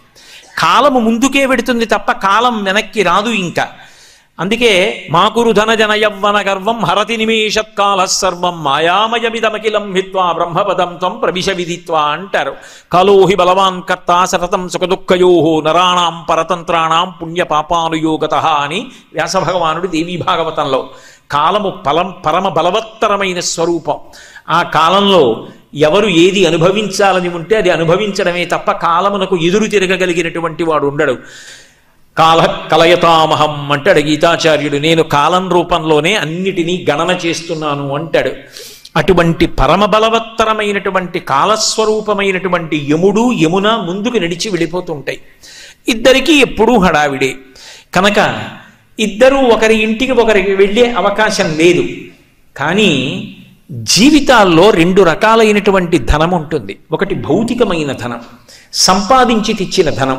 దాన్ని తక్కువ చేసి ఎవరూ మాట్లాడలేదు. ధార్మికంగా సంపాదించమన్నారు తప్ప డబ్బుండడం తప్పని ఏ శాస్త్రం చెప్పలేదు. సంపాదించకపోవడం తప్పని చెప్పారు. మాతా నిందతి నాభినందతి పితాహ భ్రాతాన సంభాషతే భృత్యకుప్యతి ననుగచ్చతి సుత కాంతాపి నాలింగతే అర్ధప్రార్థన శంకయా నకురుతే సల్లాప మాత్రం సుహృత్ తస్మాత్ నైతికమర్థమర్జన శృణు సఖే విత్తేన సర్వే వశాహ. నీతి తప్పకుండా డబ్బు సంపాదించమనే చెప్పారు తప్ప డబ్బు అసలు సంపాదించకు, డబ్బుని నింద చెయ్యి అని ఎక్కడా చెప్పలేదు. కానీ నీకు ధార్మికంగా ఎంత వచ్చిందో దానితో తృప్తిగా బ్రతుకు, అంతేకాని దానికోసం వెంపర్లాడిపోయి జీవితాన్ని పాడు చేసుకోవద్దని చెప్పారు. కాబట్టి ధనం అనేటటువంటిది అత్యంత ప్రధానమైనటువంటి విశేషమే. కానీ ఆ ధనంతో పాటుగా మిగిలిన ప్రాణులకు తక్కువ ఉండేటటువంటి ధనం మనుష్యుడిగా పుట్టిన వాడికి మాత్రమే విశేషంగా ఉండే ధనం రెండవది ఉంది. అది మానసికమైన ధనం. ఒక కుక్క ఉందనుకోండి, దాని కడుపున పుట్టిన పిల్లకి పాలిచ్చి పెద్ద చేస్తుంది. అది తనంత తాను ఆహార సముపార్జనం మొదలుపెట్టింది అనుకోండి, ఆ కుక్కని వదిలిపెట్టేస్తుంది తప్ప ఇక తన కడుపున పుట్టిన బిడ్డ ఏమైంది అన్న విషయం గురించి కుక్కకి స్ఫురణలో ఉండదు. కానీ మనుష్యుడు అలా కాదు. తల్లి, తండ్రి, తోడపుట్టిన వాళ్ళు, తల్లిని తండ్రిని కన్నటువంటి తాతగారు, ముత్తాతగారు, తన చుట్టుపక్కల వాళ్ళు, తన దేశం, తానున్న ప్రపంచం, తన వీధి, తన ఇల్లు, తన పరిసరాలు, మా ఊరు, మా ఊళ్ళో చంద్రుడు. చంద్రుడు ఎక్కడైనా ఒకటే, కానీ మా ఊళ్ళో చంద్రుడు అంటాడు ఒక ఆయన. తన ఊరిలో ప్రవహిస్తున్న నది, తన ఊరిలోని చెరువు, వీటన్నిటినీ కూడా పరమ సంతోషంతో అనుబంధంతో అనుభవించగలిగిన వాడు మనిషి ఒక్కడే. అవి పరమేశ్వరుడిచ్చినటువంటి గొప్ప అనుగ్రహం. ఆయన తనంత తానుగా కొన్ని అనుబంధాలు ఇచ్చాడు. మొట్టమొదటిది తల్లిదండ్రులతో అనుబంధం, ఆ తరువాత రక్త సంబంధం, తోడపుట్టిన వాళ్లతో ఏర్పడుతుంది. అది ఇక ఆ తర్వాత జీవితంలో పెంచుకుందామంటే వచ్చేవి కావవి. దేశే దేశే కళత్రాణి దేశే దేశీ చ బాంధవాః తంతు దేశం నపశ్యామి అత్ర భ్రాత సహోదర అంటాడు రాముడు. ఏ దేశం వెళ్ళినా భార్య దొరికి వివాహం చేసుకోవచ్చు, ఏ దేశం వెళ్ళినా స్నేహితులు దొరుకుతారు. ఎక్కడో ఏమండి మీరు మేము బంధువులు అని ఎవరైనా దొరకచ్చు, కానీ నా తోడపుట్టినవాడు, నా తోడపుట్టినది అన్నది మాత్రం ఈ జన్మకి ఓ ముగ్గురో నలుగురో నాతో కలిసి పుట్టిన వాళ్ళు ఏకోదరులు ఎవరో, ఏ తల్లి కడుపులో మేము నలుగురం కలిసి పడుకుని బయటికి వచ్చామో వాళ్ళమే. అది అపురూపమైన సంబంధం, అది రక్త సంబంధం. ఆ చెల్లికి అన్నయ్య అని పిలవడంలో ఎంత ప్రేమో. అసలు అన్నయ్య అన్నయ్య అన్నయ్య అన్నయ్య అని ఒకటికి 4 మాటలు అంటుంటే, ఇంటికి వచ్చినప్పుడు ఎవరు వచ్చారండి అని ఎవరో పక్క వాళ్ళు వస్తే మా అన్నయ్య అని చెప్పదు, ఇలా చెయ్యి పట్టుకుని మా అన్నయ్య అంటుంది. భాగవతంలో కూడా కంసుడు అంత దుర్మార్గుడై దేవకీదేవికి పుట్టిన సంతానాన్ని చంపడానికి వస్తే అన్నయ్య అన్నయ్య అని 4 మాటలంటే వదిలేస్తాడనుకుని అన్నవు నీవు చెల్లెలికి అని అన్న శిమింపు మన్న తగదల్లుడు కాడిది మేనకోడలవు మన్నన చేయు మన్న విని మానిని చంపుట రాచపాడి కాదన్న సుకీర్తి వైమనగదన్న మహాత్ములు పోవుత్రోవ పోవన్న భవత్ సహోదరి కదన్న నిను శరణంబు వేడదన్ అంటుంది. ఏమీ లేకపోనివ్వండి, ఆ అనుబంధాలు అలా ఉంటాయి. ఇవాళ ఎవరో కడుపులో చేయి పెట్టి కిలికినట్టు అనిపించింది. దినపత్రికలో ఒక ఫోటో చూస్తే ఎవ్వరూ లేరిద్దరు అన్నదమ్ములు, కడుపేదవాళ్ళు. అన్నగారు చనిపోయాడు, తీసుకెళ్ళడానికి కూడా ఎవ్వరు లేరు. బిగిసిపోయిన శరీరాన్ని తమ్ముడు సైకిల్ మీద పెట్టుకుని తీసుకెళ్ళి శ్మశానంలో అంత్యేష్టి చేశాడు. అది వాళ్ళిద్దరి మధ్య ఉన్న అనుబంధం. కలిసి పుట్టారు కనుక ఆ అనుబంధాలు మళ్ళీ రమ్మంటే వచ్చేవి కావు. మనంత మనం ప్రయత్నపూర్వకంగా అది ఒక గొప్ప మానసిక ధనం. పడని విషయాలు ఎన్నో ఉండొచ్చు, పడే విషయాలు 1, 2 ఉంటాయిగా. నీకు ఇష్టమైన దోసకాయ పప్పు చెల్లెలు వండితే చాలుగా, మీ బాల్యం తలుచుకొని మీరు నవ్వుకుంటూ ఒక్కరోజు గడపచ్చుగా. అక్క చెల్లెల దగ్గరికి వెళ్ళాలిగా, అన్నదమ్ముడు వచ్చాడని ఆవిడ మురిసిపోవాలిగా. నీకున్నంతలో ఒక 100 రూపాయల చీర చెల్లెలికి పెట్టి వస్తే ఆ కట్టుగా అన్నయ్య బాగుందా అంటే మురిసిపోవాలిగా నువ్వు. ఆ అనుబంధం మిగిలిన ప్రాణులకు లేదుగా, పరమేశ్వరుడు నాకేగా ఇచ్చాడు. దాన్ని వదులుకోవడం ఎంత అన్యాయం. ఒక తాతగా ఉన్నటువంటి వ్యక్తి జీవితంలో పరమేశ్వరుడిచ్చినటువంటి గొప్ప వరం మనవలతో ఆడుకోవడం. మనవలకి ప్రత్యేకించి 2వ సంవత్సరం నుంచి 6వ సంవత్సరం వచ్చే లోపల వాళ్ళు మాట్లాడే ముద్దు ముద్దు మాటలు, వాళ్ళని దగ్గర కూర్చోబెట్టుకొని తాతగారు చెప్పేటటువంటి కథలు, అవి విని మనవడు పొందేటటువంటి స్ఫూర్తికి తాతగారు దూరం అయిపోతే, తాతగారు అది కోల్పోతే, మీరు ఏ కారణమైనా చెప్పండి, మనవడు తాతగారి దగ్గర లేకపోతే ఈశ్వరుడి తప్ప నా తప్ప? ఆయన మనవణ్ణి ఇచ్చాడు, కారణం ఏదైనా కావచ్చు. కానీ ఆ మనవడిని నా దగ్గర పెట్టుకోలేకపోవడం, ఆ మనవడితో మాట్లాడలేకపోవడం పెద్ద దురదృష్టం కదూ. అది మనిషి తప్పిదం. నీకు భగవంతుడిచ్చిన ఐశ్వర్యాన్ని నువ్వు గుర్తుపట్టలేకపోతున్నావు. పూర్వం ఏ పల్లెటూరు వెళ్ళినా పేరు పెట్టి పిలుచుకునేవారు కాదు. బావా ఇలా రా అనేవారు. అందుకే నేరాల సంఖ్య కూడా తక్కువగా ఉండేది. ఆ అనుబంధాల వల్ల అంత ప్రేమ ఉండేది. ఆ అనుబంధాలు మటుమాయం కాకూడదు. ఋషులు దార్శనికులు, దేవతలు దార్శనికులు. ఏమో రాబోయే కాలం ఎలా ఉంటుందో. ఇంట్లో ఇదే గదండి అంటే మాస్టర్ బెడ్రూమ్ మేం పడుకునే గది అంటాడు. ఇదేమిటండి చిల్డ్రన్స్ బెడ్రూమ్ అంటాడు. మరి మీ అమ్మగారు నాన్నగారు పడుకునే గది లేదు ఇంట్లో. అంటే అమ్మకి నాన్నకి శరీరంతో ఉంటే వాళ్ళు పడుకోవడానికి ఒక గది లేదు. ఇల్లు పూర్తయ్యాక తల్లిదండ్రుల్ని తీసుకెళ్ళి ఇది మా గది, ఇది పిల్లల గది, ఇది హాలు, ఇది వంటిల్లు. ఆ తండ్రి ఎంత చిన్నబుచ్చుకుంటాడు. రక్తాన్ని చెమటగా మార్చి పెంచి పెద్ద చేశాడు. బహుశా ఇది ఆలోచించారు దేవతలు. మనని చూసి వీళ్ళు నేర్చుకుంటారనుకున్నాడో ఏమో. అన్నయ్య నీకు ఎంత పనున్నా ఒక్కరోజు భటుల్ని పంపించు, నువ్వు మాత్రం భోజనానికి నా ఇంటికి రా, ప్రేమతో నేను వండి పెడతానంది యమున. మన్నించి యమధర్మరాజు కార్తీక మాసంలో శుక్లపక్షంలో విధియ తిథి నాడు యమున ఇంటికి భోజనానికి వెళ్ళాడు. ఏం చెయ్యాలి అన్నయ్య వస్తే? పరమ ప్రేమతో చిన్నప్పుడు అన్నయ్య ఏం తినేవాడో, ఏదంటే ఇష్టమో ఆ మాటలు చెప్తూ కబుర్లు చెప్తూ ఇంకొంచెం తినన్నయ్య ఇంకొంచెం తినన్నయ్య అంటూ అన్నయ్యకి ప్రేమగా వడ్డించింది. తిన్నాడు. ఏం కావాలమ్మా నీకు అని అడిగాడు. మరి దేవతా సంబంధం కదూ, వరం ఇవ్వాలి. ఆవిడ మనందరి కోసం ఓ వరం అడిగింది. అన్నయ్య ఇది జ్ఞాపకం పెట్టుకుని ఈ తిథి నాడు ఏ అన్నయ్యని ఏ తమ్ముణ్ణైనా సరే, ఏ అక్క అయినా ఏ చెల్లైనా ఇంటికి పిలిచి అన్నం పెడితే ఆ అన్నం తిన్నందుకు ఆ అన్నకి కానీ తమ్ముడికి కానీ అపమృత్యు దోషం లేకుండా చెయ్యన్నయ్యా. తప్పకుండా ఇస్తానమ్మా అన్నాడు.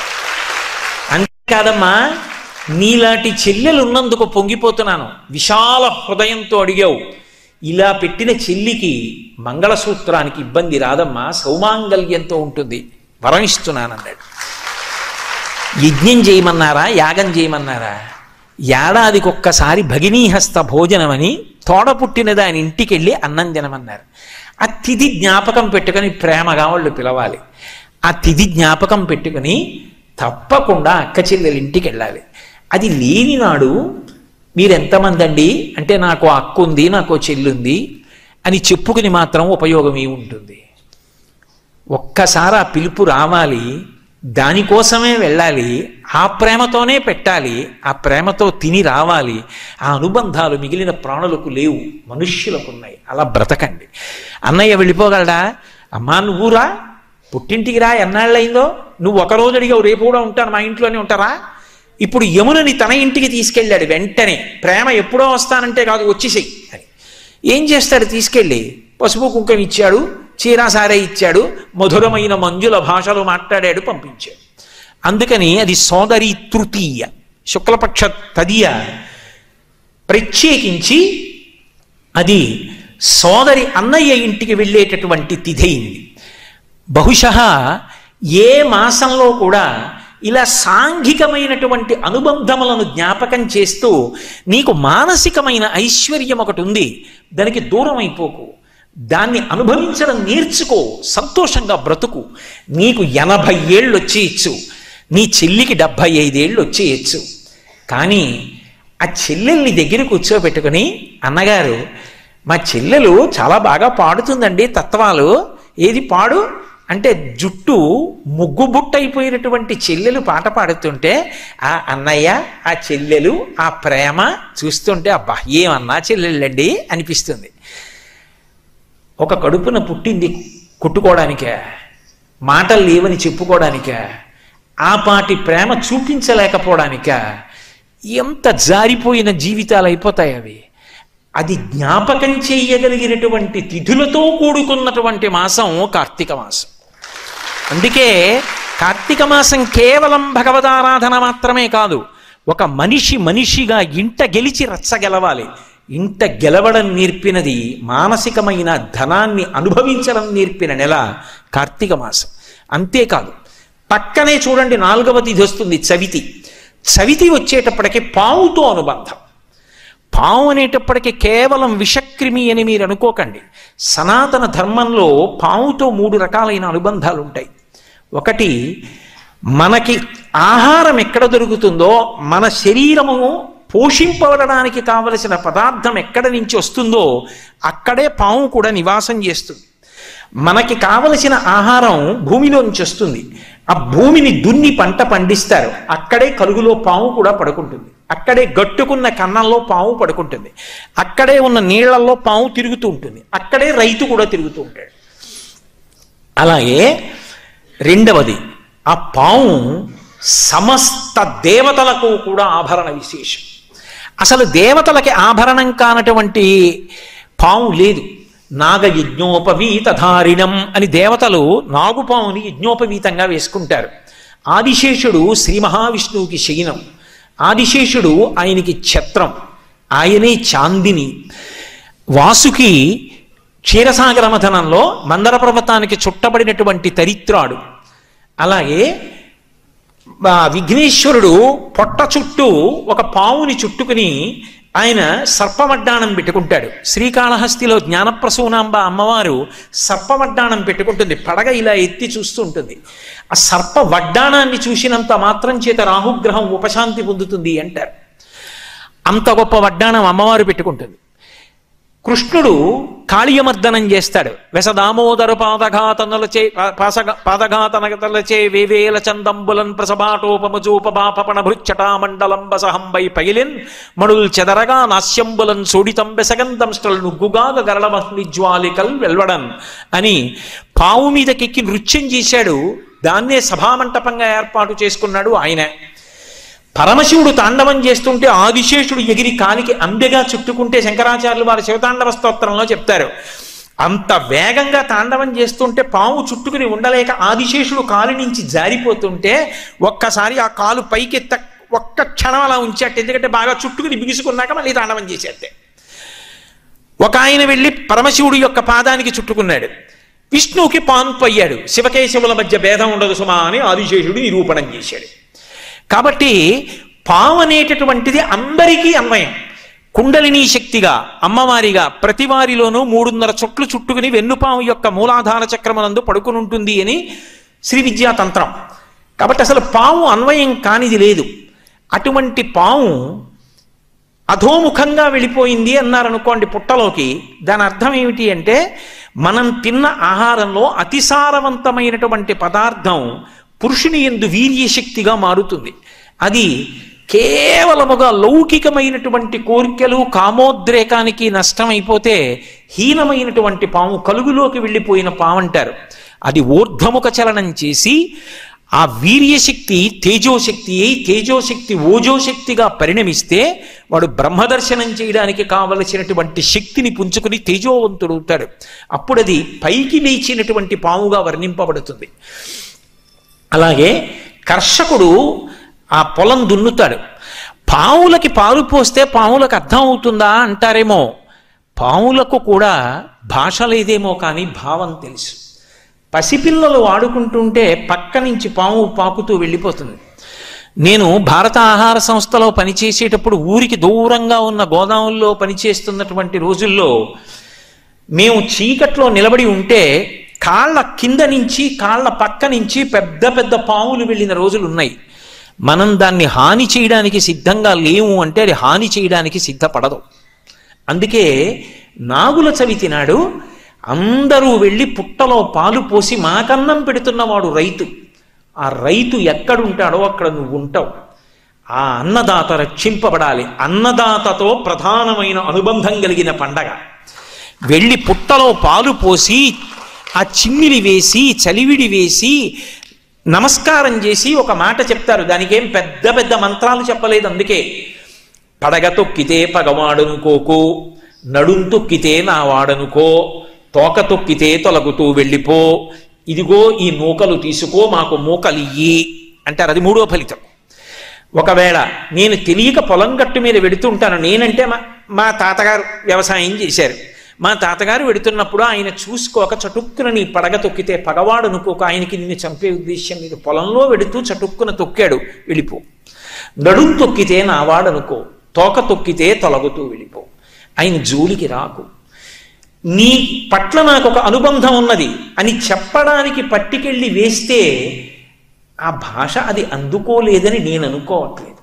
ఎందుకని అంటే ఎన్నో పావుల్ని నా జీవితంలో చేసినటువంటి ఉద్యోగరీత్యా పెద్ద పెద్ద సర్పాలు తిరుగుతుండగా ఒక మనిషి జోలికి నిష్కారణంగా రాకుండా ఉన్నటువంటి విశేషాలు చూసినవాడిని కాబట్టి చెప్తున్నాను. కాబట్టి అటువంటి పావుతో కూడా సఖ్యతతో సాధించలేనిది లేదు. ప్రేమ భావన చేత దేన్నైనా గెలవవచ్చు. శత్రుత్వం చేత, శాసనం చేత తాత్కాలికంగా వంచగలవేమో, ప్రేమ భావన చేత శాశ్వతమైన మార్పు తేగలవు అని ఆ ప్రేమ భావనకు పట్టాభిషేకం చేసి పావుకి పాలు పోయించిన జాతి సనాతన ధర్మం. పుట్టలో పాలు పోసి సాధారణంగా సంతానాన్ని కల్పించగలిగినటువంటి శక్తిగా సుబ్రహ్మణ్యుణ్ణి ఆరాధన చేస్తారు. అందుకే వంశవృద్ధికారకాయ నమః అని ఆయనకు ఒక పేరు. కాబట్టి ఈ నూకలు తీసుకో, మాకు మూకలి. మూకలంటే నాకు 10 మంది కొడుకులు, 30 మంది మనవలు, 50 మంది మునిమనవలు, 70 మంది ఇనుమనవలు, ఇంతమంది ఇంట్లో ఆడుకుంటుంటే నేను తాతనై ముత్తాతనై వీళ్ళందరినీ చూస్తూ సంతోషంగా గడిపి కేవలం అనుబంధాలే కాదు, చిరంజీవన్దేవ క్షపిత పశుపాశవ్యతికర పరానందాభిజ్ఞం రసయతి రసం తద్భజనవాన్, చిట్ట చివర పరబ్రహ్మాన్ని అనుభవిస్తూ శరీరం విడిచిపెట్టగలిగిన స్థితిని అని చెప్పడానికి నాగుల చవితిని 4 కారణాలకి చేస్తారు. ఇంత గొప్పగా అగ్ని ఆరాధన అనేటటువంటిది పతాక స్థాయి. పతాక స్థాయిలో ఉన్న ఆరాధనని దీపస్థాయికి తీసుకొచ్చి మళ్ళీ అక్కడి నుంచి సాంఘికమైన అనుబంధాల దగ్గరికి వెళ్ళి అక్కడ నుంచి పావుని కూడా ప్రేమతో గెలవగలిగిన జాతి. ఎందుకో తెలుసా? నటరాజస్వామి తాండవం చేస్తుంటారు. నటరాజస్వామి చిదంబరంలో కనకసభలో నాట్యం చేస్తుంటే ఆయనకి ఉపకారం చెయ్యగలిగిన వాళ్ళే చుట్టూ ఉంటారు. మధ్యలో వాయించేవాళ్ళు, ఏదో వీణ వాయించేవాళ్ళు, వేణువు వాయించేవాళ్ళు అందరూ చుట్టూ ఉంటారు. దేవతలందరూ తలకోవాద్యం భోగిస్తూ ఉంటారు. కానీ ఒక్క వాద్యం కూడా మ్రోగించలేని వాళ్ళు, పాట పాడలేని వాళ్ళు 2 ఉంటారు. ఎవరు అంటే ఒకడు పతంజలి, ఒకడు వ్యాఘ్రపాదుడు. వ్యాఘ్రపాదుడు మహాభక్తుడు. రోజు అరణ్యాల్లోకి వెళ్ళి అప్పుడే వికసించిన పూలు తెచ్చి ఆకాశలింగానికి పూజ చేసేవాడు. పరమశివుడు చూసి అయ్యయ్యో పాదాలు చీరుకుపోతున్నాయిరా అరణ్యాల్లో తిరగడంలో నీకని పెద్ద పులి యొక్క పాదాలు ఇచ్చాడు. అందుకే కింద శరీరం పెద్ద పులిది, తల మనుష్యుడిది ఉంటుంది.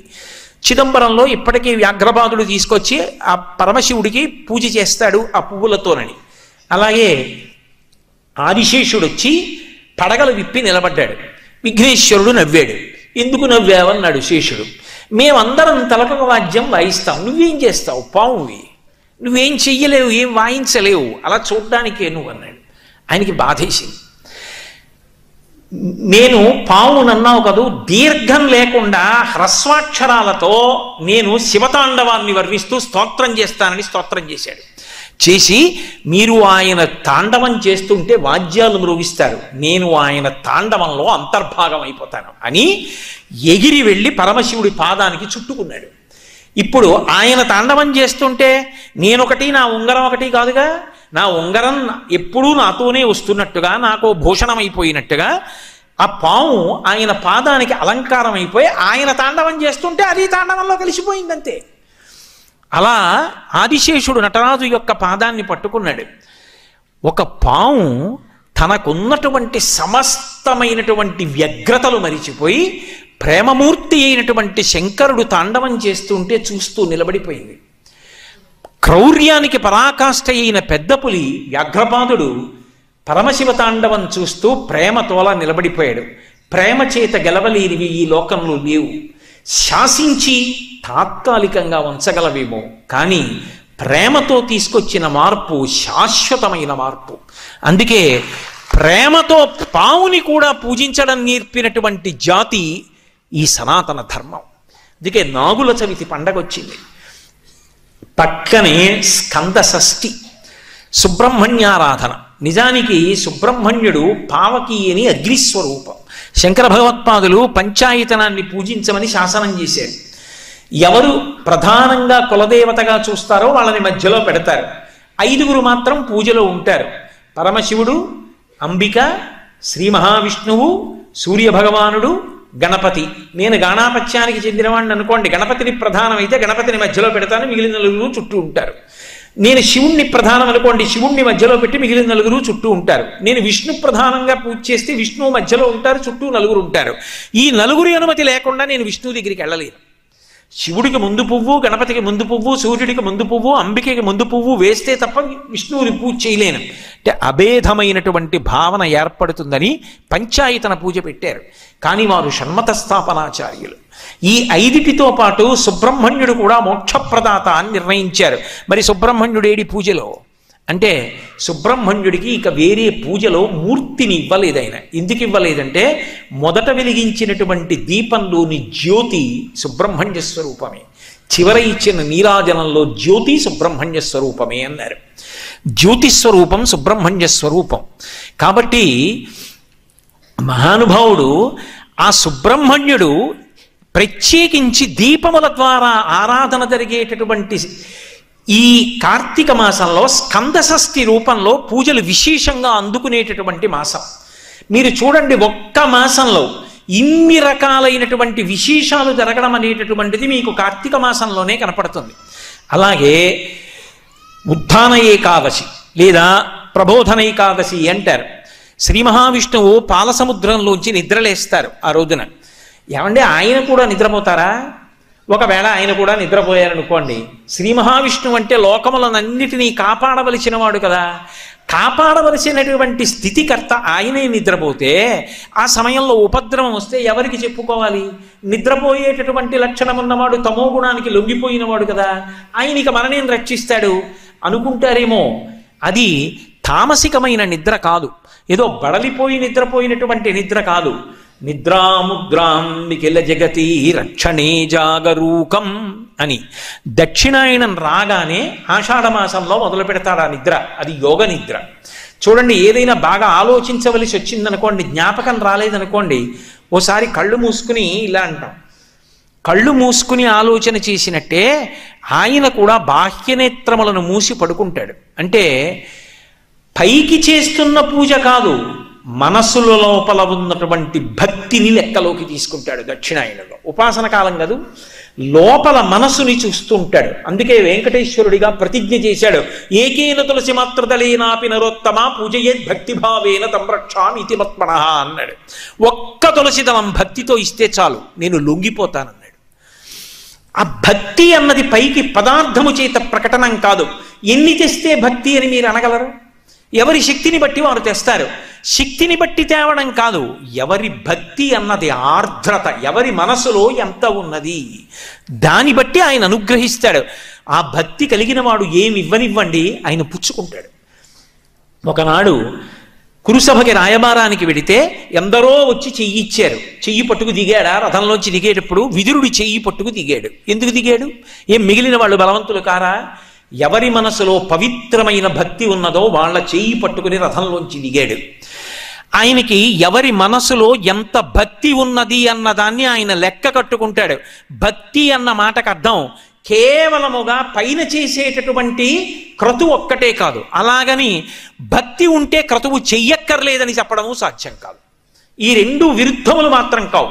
నాకు నా కొడుకు మీద చాలా ప్రేమ ఉందనుకోండి, వాడు ఎక్కడో హైదరాబాద్లో ఉంటే కాకినాడలో వచ్చేటటువంటి కొత్తపల్లి కొబ్బరి మామిడి పళ్ళు బుట్ట కట్టి బస్సులో పెట్టి హైదరాబాద్ పంపించకుండా ఉండలేను. అలాగని కేవలం మామిడి పళ్ళు ఒకటే పంపిస్తూ ఉండడం వాడి మీద ప్రేమ కాదు. అలాగే భగవంతుని మీద భక్తి ఉంటే పూజ చెయ్యకుండా ఉండలేవు.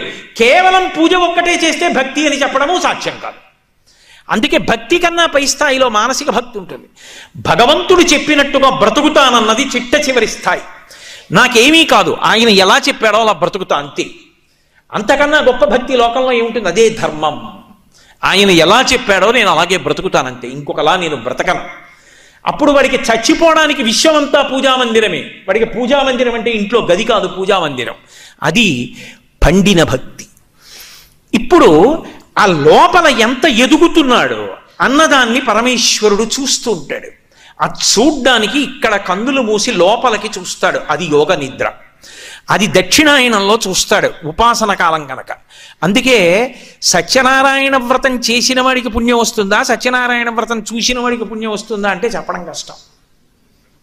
ఎందుకని అంటే వ్రతం చేస్తూ సెల్ ఫోన్ మాట్లాడితే వస్తుందని చెప్పడం సాధ్యం కాదు. వ్రతం చేస్తూ అబ్బా నేను ఇప్పుడు చేసుకుంటాను అని మానసికంగా ఉపచారాలు చెప్తుంటే అక్కడ అధాంగ పూజ చెప్తున్నారు అనుకోండి, ఇక్కడ ఈయన సెల్ ఫోన్ పట్టుకుని ఇలా చేస్తున్నాడు అనుకోండి, ఈయనకు వస్తుందా? చూడ్డానికి వచ్చిన వాడు అక్కడ కూర్చుని పాదవ పూజయామి అంటే తాను కళ్ళు మూసుకుని సత్యనారాయణ స్వామి పాదాల మీద, చీలమండల మీద, మోకాళ్ళ మీద, తొడల మీద, నాభి మీద, ఆ పొట్ట మీద, గుండెల మీద, నడుం మీద, భుజముల మీద, నాభి మీద, కంఠం మీద, ఆ గడ్డం మీద, ముక్కు మీద, పెదవుల మీద, చిన్న చిరునవ్వు నవ్వితే కనపడిన దంతముల మీద, కనురెప్పల మీద జాగ్రత్తగా 2 తుమ్మి పూలు కనుబొమల మీద, నుదురు మీద, చెవుల మీద వేసి చేత్తో పువ్వులు పట్టుకుని తలమించి వేస్తే జర జర జర జర జర కింద పడుతున్నటువంటి పువ్వులతో సమానంగా పైకి కిందకి మనసుతో చూసిన వాడు ఎవరో అక్కడ చూడ్డానికి వచ్చిన వాడు ఉన్నాడు, వాడు వ్రతం చేశాడని వేస్తాడు ఈశ్వరుడు.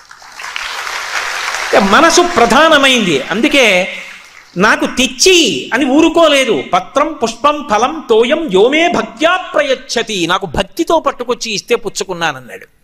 అటువంటి పరమాత్మ యోగ నిద్రయందు లోకములను గమనించి ప్రబోధనైక ఏకాదశి నాడు, ఆ ఉద్ధాన ఏకాదశి నాడు, కార్తీక మాసంలో వచ్చేటటువంటి శుక్లపక్షంలో వచ్చేటటువంటి ఏకాదశి నాడు క్షీరసాగరంలోంచి లేచి ద్వాదశి తిథి నాటికి బృందావనంలోకి వచ్చాడు. ఒకనాడు మాట ఇచ్చాడు కనుక బృందకి, ఆయన తులసి బృందావనంలోకి వస్తాడు.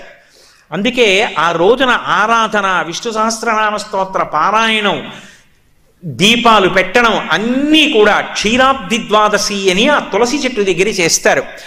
ఆ ఋతువులో తులసితో పాటుగా విశేషమైన అనుగ్రహాన్ని పరదేవతా స్వరూపంగా వర్షిస్తోంది కాబట్టి తులసి కోటలో ఉసిరి కొమ్మని కూడా గుచ్చి రెండిటి గాలిని పీలుస్తూ రెండిటికి కలిపి పూజ చేస్తారు.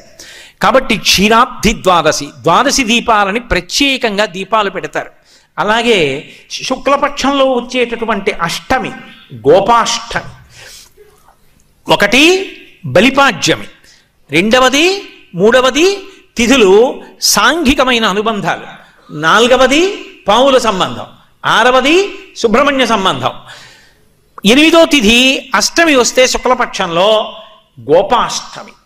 ఆ రోజున గోశాలకి వెళ్ళి అథవా ఇంటి ముందున్నటువంటి గోవునో చూసి ఆ గోవుకి పూజ చేస్తారు. అధికార భేదం లేకుండా ఏ ఆశ్రమం వాడైనా పూజ చెయ్యడానికి పరమేశ్వరుడిచ్చినటువంటి అపూర్వమైనటువంటి వరం గోవు. ఎందుచేత అంటే బ్రహ్మచారి ఉన్నాడు అనుకోండి కొన్నే చేయగలడు, గృహస్థు కొన్ని చేస్తాడు, వానప్రస్థు కొన్ని చేస్తాడు, సన్యాసి కొన్నే చేస్తాడు తప్ప అన్నీ చెయ్యరు. అన్ని ఆశ్రమాల్లో ఉన్నవాళ్ళు, అన్ని వర్ణాల్లో ఉన్నవాళ్ళు అందరూ కూడా బట్ట నేను పంచ కట్టుకున్నానా, గోచీపోసి కట్టుకున్నానా, ఉత్తరీయం వేసుకున్నానా, వీటితో సంబంధం లేకుండా గౌర్వారగ్ని అంది వేదం. అగ్నిని పూజిస్తే ఏ శ్రేయస్సు వస్తుందో ఆవుని పూజిస్తే అదే వస్తుంది. ఎందుకంటే గోవు అగ్నిహోత్రము అంది. అంటే కాలుతుందా అండి, పొయ్యా అండి అని కాదు దాని అర్థం.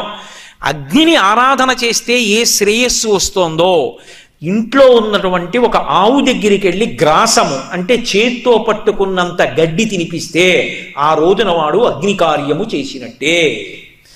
గోవుకి ప్రదక్షిణం చేస్తే 33 కోట్ల మంది దేవతలకి ప్రదక్షిణం చేసినట్టే.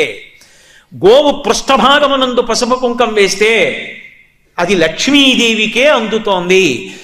కల్పాలు చెప్తున్నాయి, పీఠాధిపతులు చెప్తున్నారు. కాదని మాట్లాడడానికి నేనెవణ్ణి? పరిమితులు తెలుసుకు మాట్లాడాలి కదా, శాస్త్ర విరుద్ధమైన ప్రసంగాలు చేయకూడదు. పరంపరాగతంగా శృంగేరి, కంచి లాంటి పీఠాలకు సంబంధించిన పీఠాధిపతులు కూడా ప్రతిరోజు గోపూజలు చేస్తున్నారు. గోపూజ అంత గొప్పది. శుక్లపక్షంలో గోపాష్టమి నాడు గోపూజ, అలాగే కృష్ణపక్షంలో అంటే ఇప్పుడు వస్తోంది ఈ వచ్చేటటువంటి దాంట్లో మళ్ళీ ద్వాదశి నాడు ప్రత్యేకంగా గోవత్స ద్వాదశి అంటారు. దూడతో ఉన్నటువంటి ఆవుని పూజ చేస్తారు. ఆ రోజున పూజ చేసి చిట్టి గార్లు, చిట్టి బూర్లు అంటారు. చిన్న చిన్న గార్లు, చిన్న చిన్న బూర్లు వేసి నైవేద్యంగా తీసుకొచ్చి పెడతారు. ఆ రోజున ఆవు దూడ కలిపి అవి ముట్టుకుంటే దేవతలందరికీ కార్తీక మాసంలో నైవేద్యం ఇచ్చేసినట్టే. కాబట్టి కృష్ణపక్షంలో వచ్చేటటువంటి ద్వాదశి గోవత్స ద్వాదశి. ఆ రోజున గో పృష్ఠభాగాన్ని చక్కగా పసుపు కుంకాలతో పూజ చేయడం, మెడలో ఓ పూలదండ వెయ్యడం, గోవుని అలంకరించడం, గోవుకి ప్రదక్షిణం చెయ్యడం, పూజా విధానం తెలిస్తే కల్పంతో చక్కగా ఆ గోపూజ చెయ్యగలగడం అభ్యున్నతి హేతువులు. అందుకే కార్తీక మాసం ఇన్ని రకాలైనటువంటి పూజల యొక్క సమాహార స్వరూపం. అలాగే అష్టమి కాలభైరవాష్టమి. కాలభైరవుడు పరమాద్భుతమైనటువంటి స్వరూపం, పరమశివుని యొక్క అవతార విశేషం. కాలభైరవుని యొక్క శాసనానికి స్వయంగా యమధర్మరాజు కూడా భయపడి ఆ శాసనాన్ని పాటిస్తాడు అని చెప్తారు. ఇప్పటికీ హరిద్వార్ వంటి క్షేత్రానికి వెడితే భైరవదండనము అని చెప్పి విధిస్తారు. భైరవ మూర్తి దగ్గరికి వెళ్ళినప్పుడు ఒంగో పెట్టి కర్రతో ఒక్కసారి కొడతారు. ఎందుకని అంటే అసలు ఆయన పేరే భైరవ. భైరవ అన్న మాట ఎందుకు వచ్చిందంటే భై అని శబ్దం చేస్తాడు రవం, కాబట్టి భైరవ. ఆయన వాహనం శునకం, కుక్క. కుక్క భౌ అంటుంది కదా. జీవి శరీరాన్ని విడిచిపెట్టిన తరువాత చేసిన పాపాన్ని బట్టి కుక్క రూపంలో తరివితే ఆ కటిక చీకట్లో పరిగెడతాడు అని. భౌ నరుస్తూ భై అన్న రవంతో వెంటపడతాడు కాబట్టి భైరవ. అక్కడ పొందవలసిన దండనని ఇక్కడే దండన రూపంలో ఒంగో పెట్టి వీపు మీద కర్రతో ఆ చేత్తో పట్టుకున్న ఆ వెదురుతోటి ఓ చిన్న దెబ్బ కొట్టి వదిలేస్తారు. భైరవ దండనం ఇక్కడే విధించేశామని. అటువంటి భైరవుడు ఏదైనా ఇవ్వగలడు. అందుకే కాలభైరవాష్టకం పఠంతి ఏ మనోహరం జ్ఞానముక్తి సాధనం విచిత్ర పుణ్యవర్ధనం శోకమోహ దైన్యలోభ కోపతాపనాశనం తే ప్రయాంతి కాలభైరవాగ్రి సన్నిధం ధ్రువం అంటారు. ఆ భైరవుడి యొక్క ఆరాధన అంత గొప్పది. ఎందరో భైరవులు ఉన్నారు. ఒకటొక భైరవుడి దగ్గర నుంచి ఎంతమంది భైరవులు. అటువంటి భైరవుడి యొక్క ఆవిర్భావ దినంగా కాలభైరవాష్టమి అని చెప్పి శివాలయాల్లో ప్రతి చోట సాధారణంగా భైరవుడు క్షేత్రపాలకుడై ఉంటాడు. కాలభైరవుడికి పూజలు జరిగేటటువంటి తిథి ఈ కార్తీక మాసంలోనే వస్తుంది. అన్నిటినీ మించి మనిషిని ఎన్ని రకాలుగానో అనుగ్రహించేటటువంటి విశేషాలన్నీ ఈ కార్తీక మాసంలోనే జరుగుతాయి. ఎందుకనంటే కార్తీక పౌర్ణమి నాడు జ్వాలాతోరణం చేస్తారు శివాలయాల ముందు. జ్వాలాతోరణము అంటే ఇలా ఓ కర్ర ఇలా ఓ కర్ర కట్టి పైన ఒక కర్ర కడతారు. మీ అందరూ జ్వాలాతోరణం చూసిన వారే, ఏదో నేను చెప్పాలని చెప్పడం తప్ప. దానికి ఆవిరి గడ్డి తీసుకొచ్చి కడతారు. దాని మీద నెయ్యి పోసి వెలిగిస్తారు. వెలిగించి ఆ మంట అంటుకోవడం ప్రారంభం అవగానే పల్లకీలో పార్వతీ పరమేశ్వరుల యొక్క ఉత్సవమూర్తులను ఉంచుకొని ఆ మంట కింద నుంచి 3 మార్లు వెళ్ళొచ్చేస్తారు. ఎందుకు అలా వెడతారు జ్వాలాతోరణం కింద నుంచి అంటే, జీవి అనేకమైనటువంటి పాపములను చేసి శరీరం విడిచిపెట్టిన తరువాత పరిగెత్తి పరిగెత్తి పరిగెత్తి పరిగెత్తి పరిగెత్తి దాహంతో చిట్ట చివర ఆ యమసదనానికి వెళ్ళినప్పుడు మంటలతో ఉన్నటువంటి తోరణం కింద నుంచి లోపలికి వెడతాడు అని శాస్త్రం హక్కు. శాస్త్రం కదా ప్రమాణం. నాకు నచ్చిందండి నచ్చలేదండి అని చెప్పడానికి కాదది. తస్మాత్ శాస్త్రం ప్రమాణంతే కార్యాకార్యం వ్యవస్థితౌ. నీ బుద్ధికి తోచినవన్నీ సత్యాలైతే భూమి తిరుగుతోంది, నీకు కనపడిందా? భూమి తిరుగుతున్నట్టు కనపడిందా? భూమి తిరుగుతున్నట్టు కనపట్టలేదుగా. మరి భూమి తిరుగుతోందని ఎలా నమ్మావు? శాస్త్రవేత్త చెప్పాడు కాబట్టి నమ్మేవు. శాస్త్రవేత్త చెప్పినది నమ్మి భూమి తిరుగుతోందని నమ్మిన వాడివి శాస్త్రం చెప్పిందని నమ్మి జ్వాలాతోరణం ఉంటుందని ఎందుకు నమ్మలేవు? నువ్వు నమ్మకపోయినంత మాత్రం చేత శాస్త్రం అబద్ధం కాదు. ఎవడు నమ్ముకున్నాడో వాడికి అభ్యున్నతి లేకుండా పోలేదు. కాబట్టి పాపము చేసి శరీరాన్ని విడిచిపెడితే ఆ జ్వాలలతో కూడుకున్నటువంటి తోరణములోంచి యమసదనంలోకి పెడతాడు. ఒరే ఇక పైన ఇలా పాపాలు చెయ్యకు, సద్బుద్ధితో ప్రవర్తించు. నువ్వు అక్కడ వెళ్ళవలసినటువంటి దారుణమైన పాపాలు నీకున్నాయి, వాటిని తీసేస్తాను, నీకోసం నేను వస్తాను సాయం. ఇక్కడ నా ఆలయం ముందే జ్వాలాతోరణం జరుగుతుంది.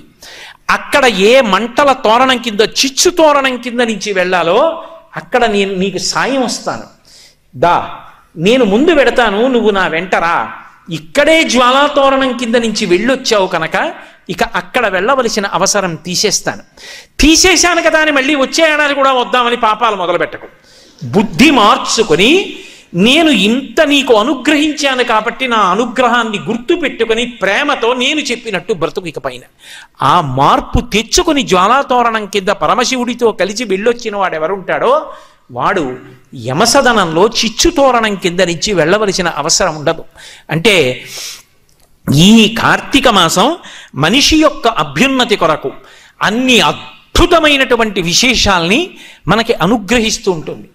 అందులో మీరు జాగ్రత్తగా గమనించండి, ఒక్క కార్తీక మాసం దగ్గరికి వచ్చేటప్పటికే మిగిలిన మాసముల కన్నా భిన్నంగా కుటుంబ వ్యవస్థని నిలబెట్టుకోవడం దగ్గర నుంచి, అగ్ని ఆరాధనం దగ్గర నుంచి, ఆ గోశాలకు వెళ్ళి గోవుల్ని పూజ చేయడం దగ్గర నుంచి, దీపాలు పెట్టడం దగ్గర నుంచి, సమస్తమైనటువంటి ప్రాణులకు అనుగ్రహాన్ని కల్పించడం వరకు అన్నీ కూడా ఏ మాసంలో జరుగుతాయంటే ఒక్క కార్తీక మాసం దగ్గరికి వచ్చేటప్పటికే జరుగుతాయి.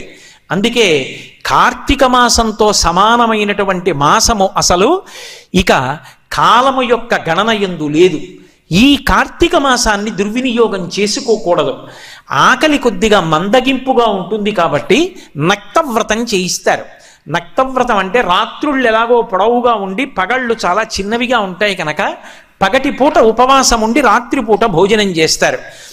అనేక రకాలుగా భగవంతుణ్ణి కీర్తించి మార్చి మార్చి ఇంద్రియములను భగవంతుని యొక్క సన్నిధానమునందు పెట్టడానికి ప్రయత్నం చేస్తారు.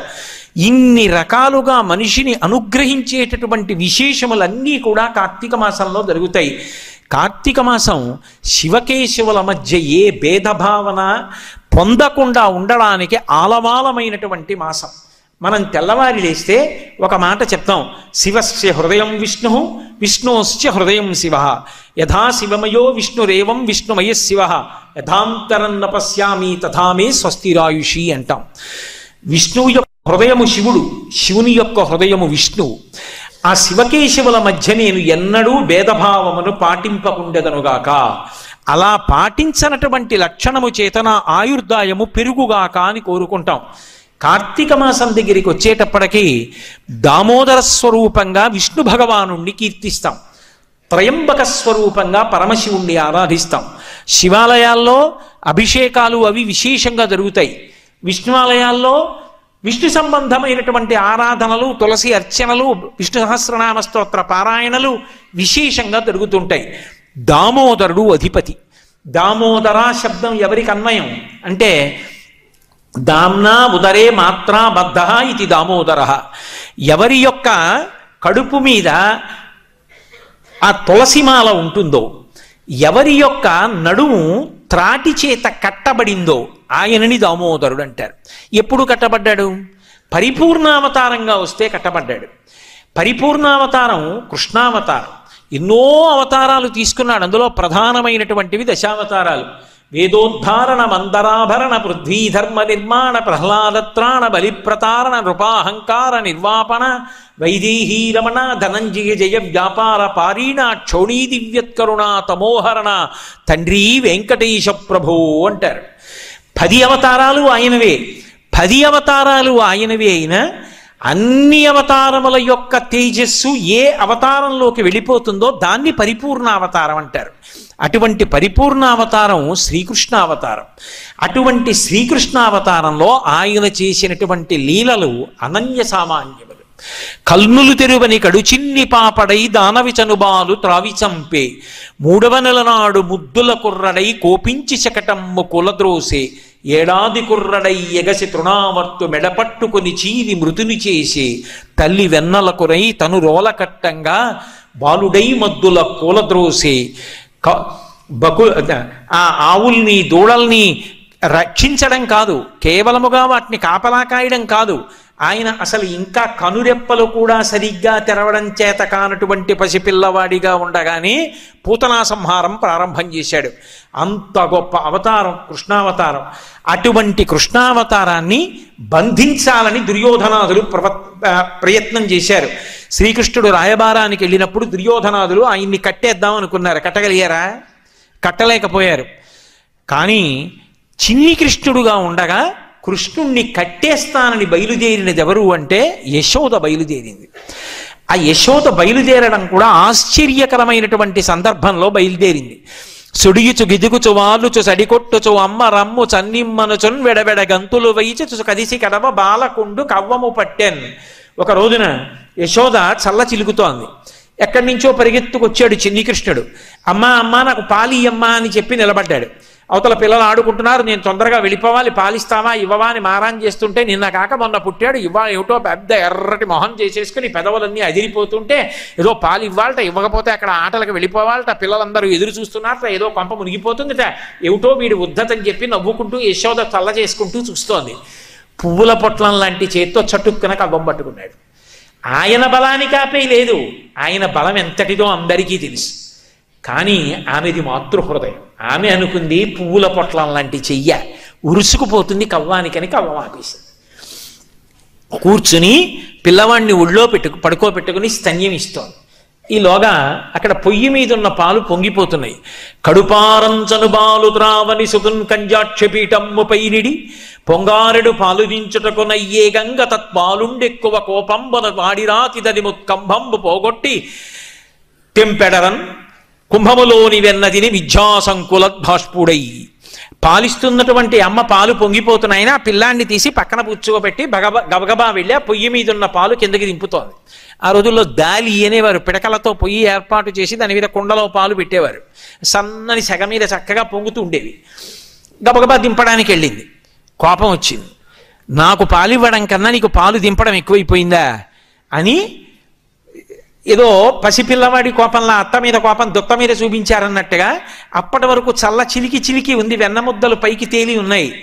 అక్కడే ఉన్న ఓ రాయి తీసి కుండను కొట్టాడు. కుండ పగిలిపోయింది, మజ్జిగ అంతా కారిపోయింది, వెన్నముద్దలు తేలుతుంటే ఓ వెన్నముద్ద చేత్తో పట్టుకున్నాడు.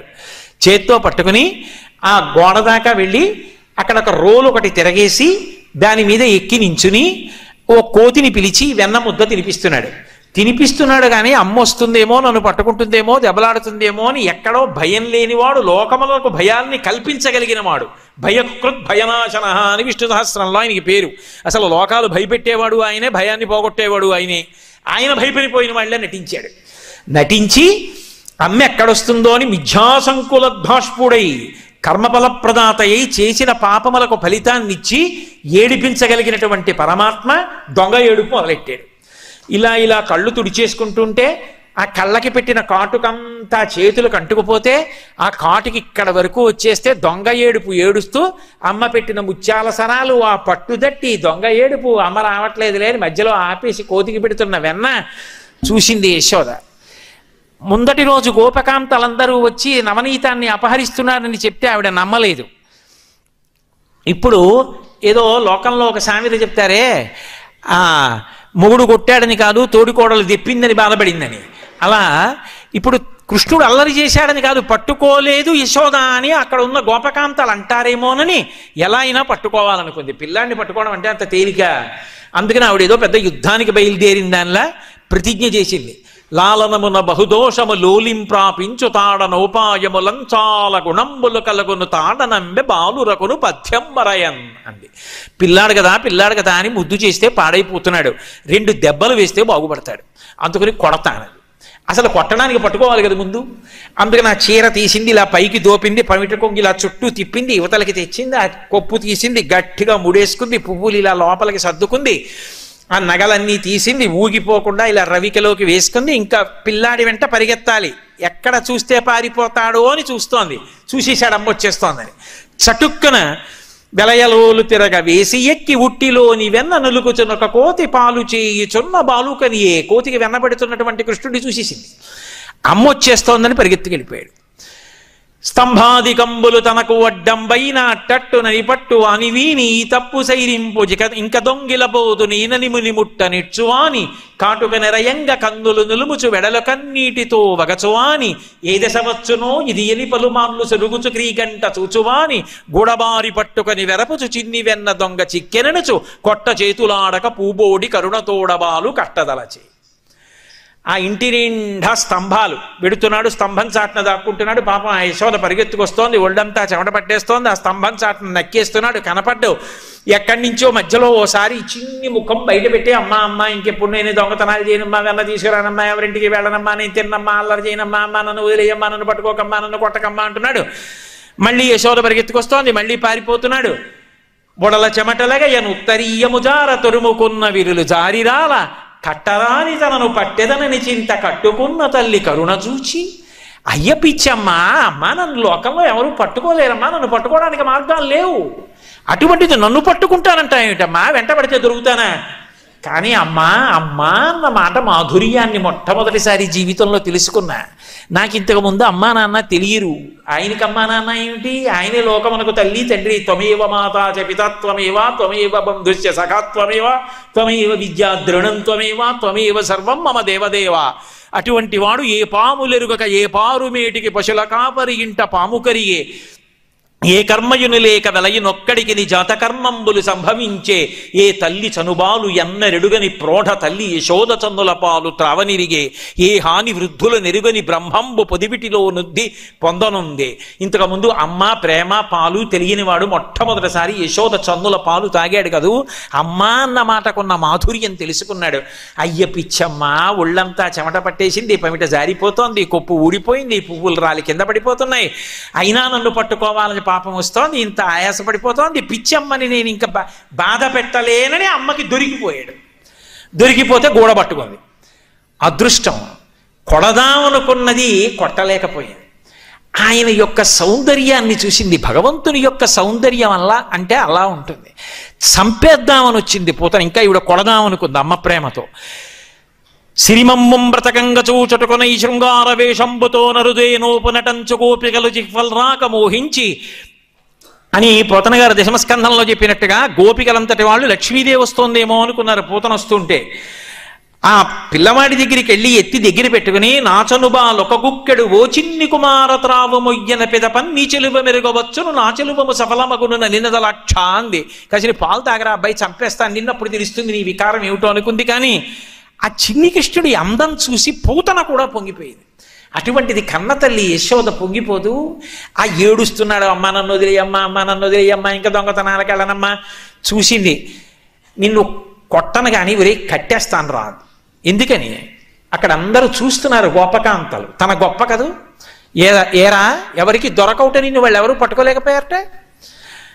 పట్టెదనది చలము కొనిన పట్టుట బట్టే పట్టుబడవండ్రు పట్టి పట్టుకొన నాకు కాక పరులకు వశమే. ఏమిట్రా నువ్వు ఎవరికి దొరకవుటి ఇలా చూపించింది గోపకాంతాలని. ఏం నాకు దొరకవా, చూసావా ఎలా పట్టుకున్నాను, ఇప్పుడు నిన్ను కొట్టను కానీ కట్టేస్తాను రై అంది. అని వదిలేసి తాడు తేవడానికి వెళ్ళింది అనుకోండి, ఇక మళ్ళీ దొరకడం. అందుకని అలాగే పట్టుకుంది. అబ్బాయి ఏమనుభవించిందండి యశోద. ఆ మోకాళ్ళ మీద కూర్చుని అమ్మకి చాలా కోపం వచ్చేసింది అనుకోండి, గౌరవించి మాట్లాడుతుంది కొడుకుని. ఏమండో కోటేశ్వరరావు గారు అందనుకోండి, అమ్మ కోపం వచ్చిందని గుర్తు. అమ్మలాదే కోటేశ్వరరావు గారు ఎందుకు అంటుంది? అందుకని వీరెవ్వరు శ్రీకృష్ణులు కారా, ఎన్నడును వెన్నయు ఇంచుకయ్యను తెలియరట, చోరత్వం ఇంచుకయ్యను నేరరట, దరిద్రిట్టిని ఎతులు కలరే. అబ్బా మీరు శ్రీకృష్ణుల వారా, పాపం మీకు దొంగతనాలు తెలియవే, వెన్న ఎప్పుడు తినలేదే, తీసిన వెన్నంతా నేనే దాచుకుంటున్నానే, నీకు ఎప్పుడన్నా పిడితే కదూ అని ఇన్ని మాటలు చెప్పి ఆ పిల్లాన్ని చేత్తో పట్టుకుని, తజ్జనని లోగిటంగల రజ్జు పరంపరల శిశు కట్టన్ ఆ బొజ్జ తిరిగిరాదయ్యే జగజ్జాలములున్న బొజ్జ కట్టంతరమే. వెడుతోంది ఆ కవ్వానికి తిప్పడానికి ఉపయోగించి పక్కన పడేసిన నలిగిపోయిన తాడు తీస్తోంది, తీసుకొస్తోంది, బొజ్జ చుట్టూ తిప్పుతోంది, 2 అంగుళాలు తక్కువ వస్తోంది, మళ్ళీ వెడుతోంది, ఇంకో తాడు తీస్తోంది, వదిలేసింది అనుకోండి పారిపోతాడు. 2 తాళ్ళు ముడియాలి ఎలా. అందుకని ఆ పిల్లాన్ని ఇలా నడుం చుట్టూ, ఇది కృష్ణుడైతే ఇలా నడుం చుట్టూ చెయ్యేసి 2 ముడేసి మళ్ళీ బొజ్జ చుట్టూ తిప్పుతోంది, మళ్ళీ 2 అంగుళాలు తక్కువ వస్తోంది, మళ్ళీ ఎంత గొప్ప కొడుకురా నాయనా, నా అదృష్టం కొద్దీ పుట్టావురా అంటోంది, మళ్ళీ వెడుతోంది, మళ్ళీ తాడు చేస్తోంది, మళ్ళీ ముడేస్తోంది, మళ్ళీ పొట్ట చుట్టూ తిప్పుతోంది, మళ్ళీ 2 అంగుళాలు తక్కువ వస్తోంది. అయ్యో ఇన్ని తాళ్ళు ముడేసినా తక్కువైపోతుంది ఏమిటి, పొట్ట కట్టలేకపోతున్నాను ఏమిటని మరిచిపోయి. అంటే భగవంతుణ్ణి కడతానని కానీ భగవంతుణ్ణి కట్టడానికో సాధనం ఉందని కానీ అనుకుంటే 2 ముళ్ళు ఉండవు.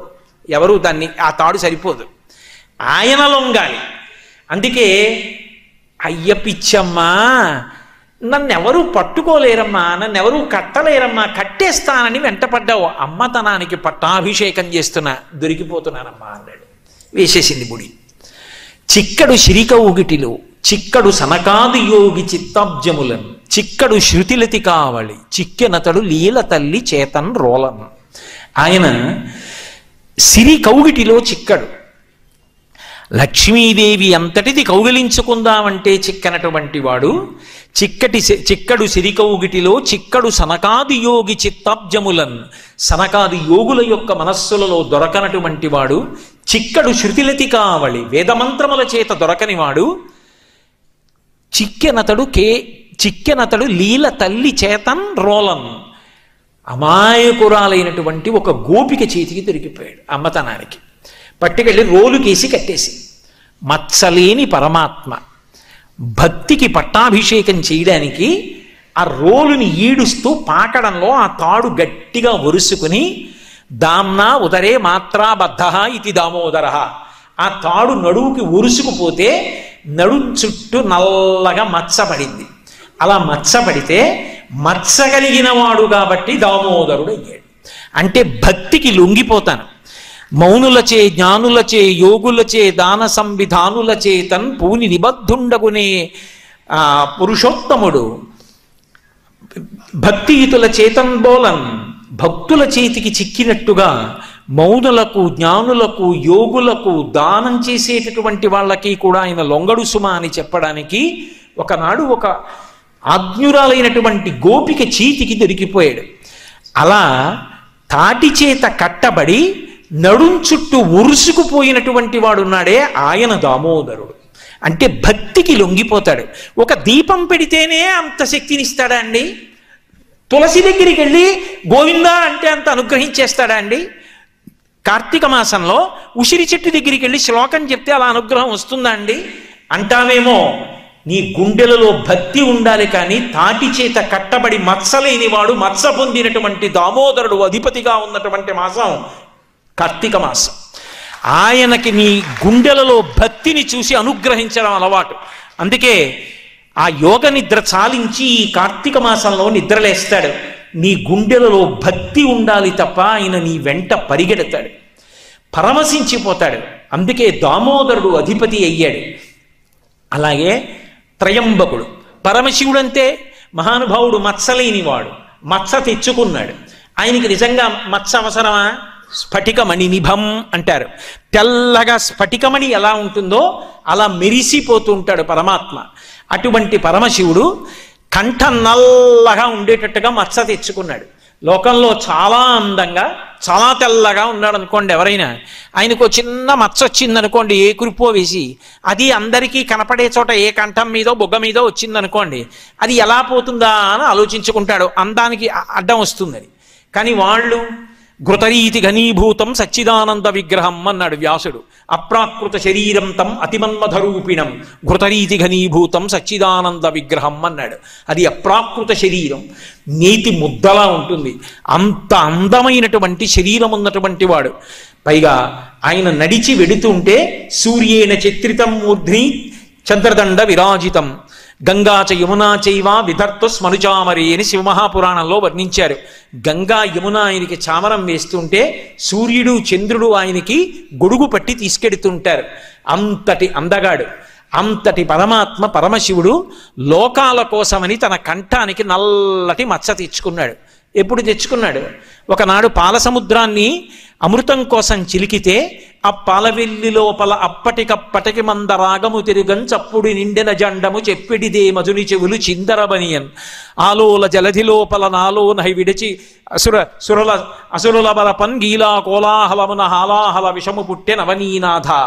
ఆ హాలాహలం వచ్చి లోకాలన్నింటినీ కాల్చేస్తుంటే అందరూ కైలాసానికి వెళ్ళి మొరబెట్టుకుంటే చని కైలాసముజొచ్చి శంకరు నివాస ద్వారముంజేరి ఈశని దవ్వారికు లడ్డు పడ్డ తలమంచుంజొచ్చి కుయ్యో మొర్రో విను మాలింపము చిత్తగింపము దయన్ వీక్షింపుమన్ సంభుజానన ముఖ్యుల్కని రక్తరక్షణ కళా సంరంభునిన్ శంభునిన్. ఆర్తరక్షణ కళా సంరంభుడైనటువంటి పరమశివుడి దగ్గరికి వెళ్ళి అయ్యా హాలాహలం పుచ్చేసుకోమన్నారు. అది ఎవరిని పుచ్చుకుంటే వాళ్ళు చచ్చిపోతారు. ఆయన పుచ్చుకోగలడా? పార్వతీదేవి దగ్గరికి వెళ్ళి చెప్పాడు, చూశావా పార్వతి, లోకాలన్నీ కూడా ఎంత బాధపడిపోతున్నాయో చూశావా? హరిమది ఆనందించిన హరినక్షి జగంబులెల్లయ ఆనందించున్ హరియును జగములు మెచ్చక గరళము వారించుటొప్పు కమలదలాక్షి. మీ అన్నగారు స్థితికారుడు, విష్ణువు సంతోషించేటట్టుగా ఆ హలాహలం నేను పుచ్చేసుకోనా అన్నాడు. అదేమైనా పటికి బెల్లమా నోట్లో వేసుకోవడానికి? ఆవిడికి మాత్రం ఐదోతనం మీద కోరిక ఉండదు. ఆవిడ చూసి మీ ఇష్టం పుచ్చుకోండి. అక్కడ వరకు విని భాగవతం పరీక్షిత్ అంతటి వాడు గుండెలు బాదుకుని అడిగాడు శుకబ్రహ్మని. అయ్యయ్యో అదేమిటండి, ఎంత తాగుబోతు భర్త అయినా ఉండాలి పసుపు కుంకాలతో అని కోరుకుంటుంది కదా ఇల్లాలు, అంత తప్పు పని చేసేటటువంటి భర్తని కూడా పూజిస్తారే, అంత గౌరవిస్తారే, అటువంటిది నిత్యాయ త్రిగుణాత్మనే పురజితే కాత్యాయని శ్రేయసే అని శంకర భగవత్పాదులంతటి వారు కీర్తించారు కదా. సత్యాయ ఆద్య కుటుంబిని ముని మన ప్రత్యక్ష చిన్మూర్తయే, ఆది కుటుంబం కదా. అటువంటి శంకరుడు హాలాహలం పుచ్చుకుంటానంటే పార్వతీదేవి ఒప్పుకుందా? ఎలా ఒప్పుకుంది అంటే, మృంగెడిది హాలాహలమని మృంగెడివాడు విభుండని ఎరిగియు మింగమని సర్వమంగళ మంగళసూత్రమునెంతమది నమ్మినదో.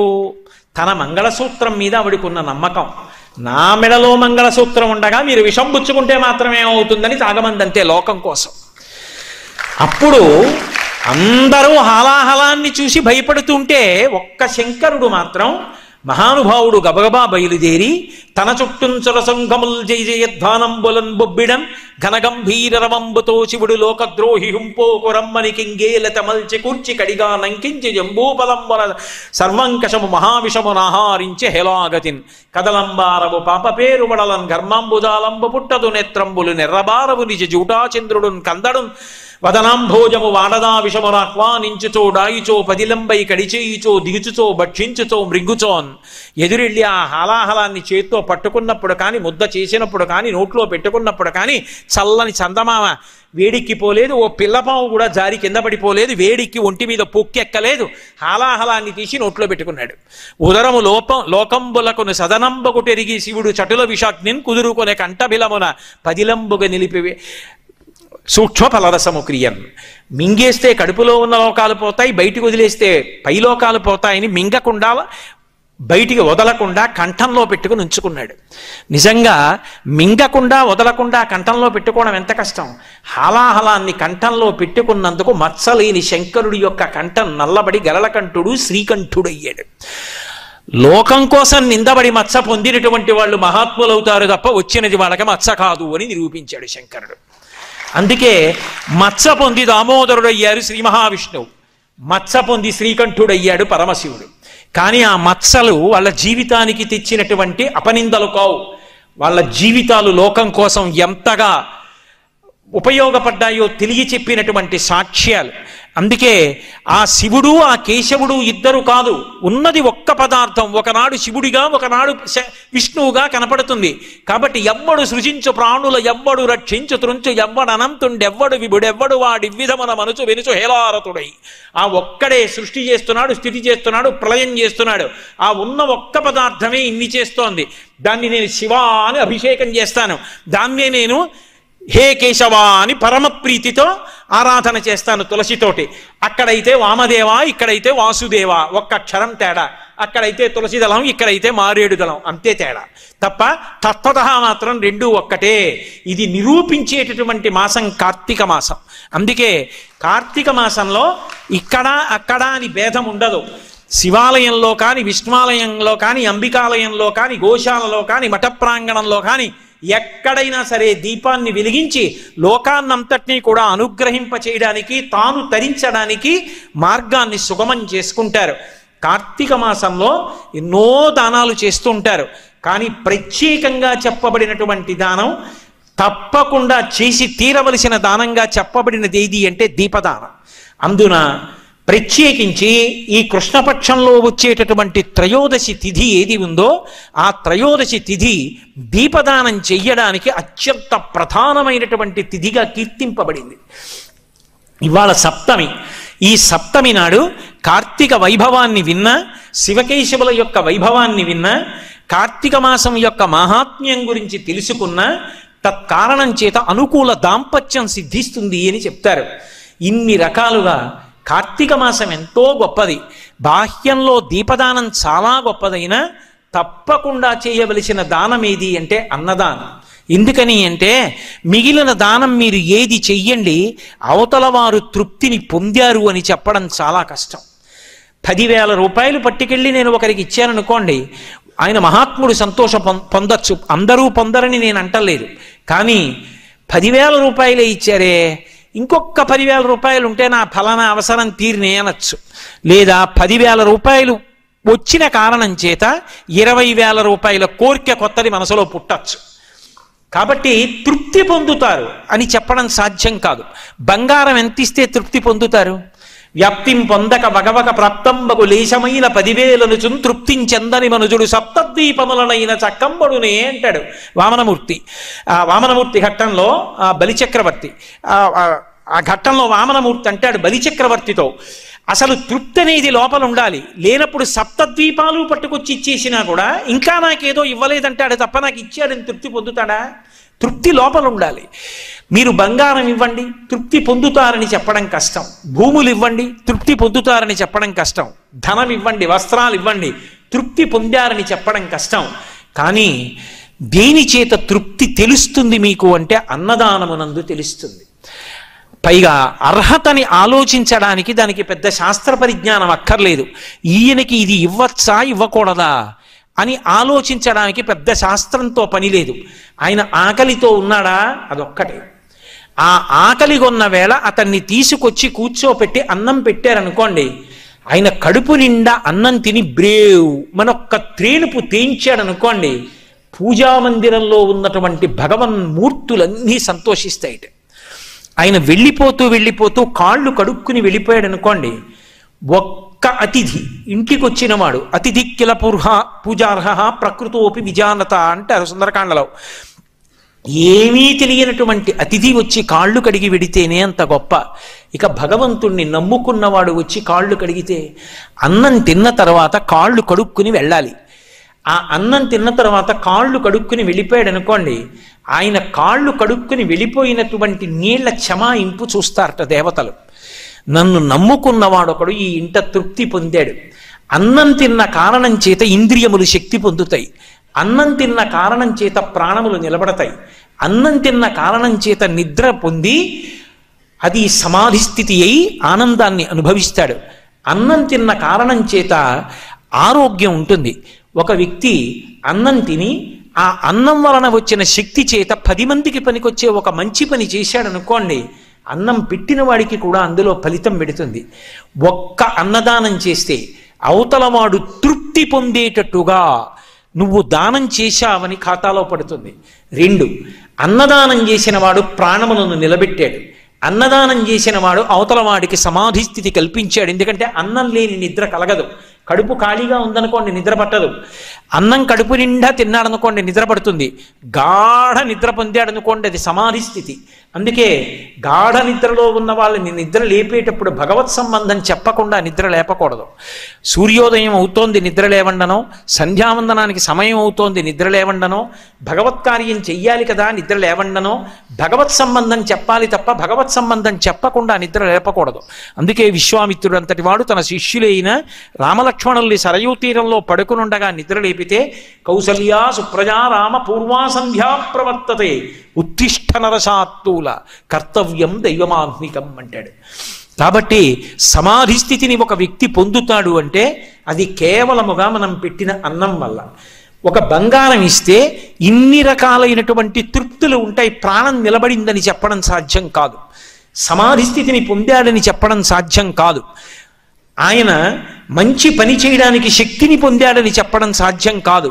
కానీ పెట్టిన అన్నాన్ని, ఆ అన్నం వలన పొందినటువంటి తృప్తిని చూసి దేవతలు ఇన్ని రకాలైనటువంటి పనులు చేశాడు అని చెప్పి ఆ జీవుడి యొక్క ఖాతాలో వేస్తారు.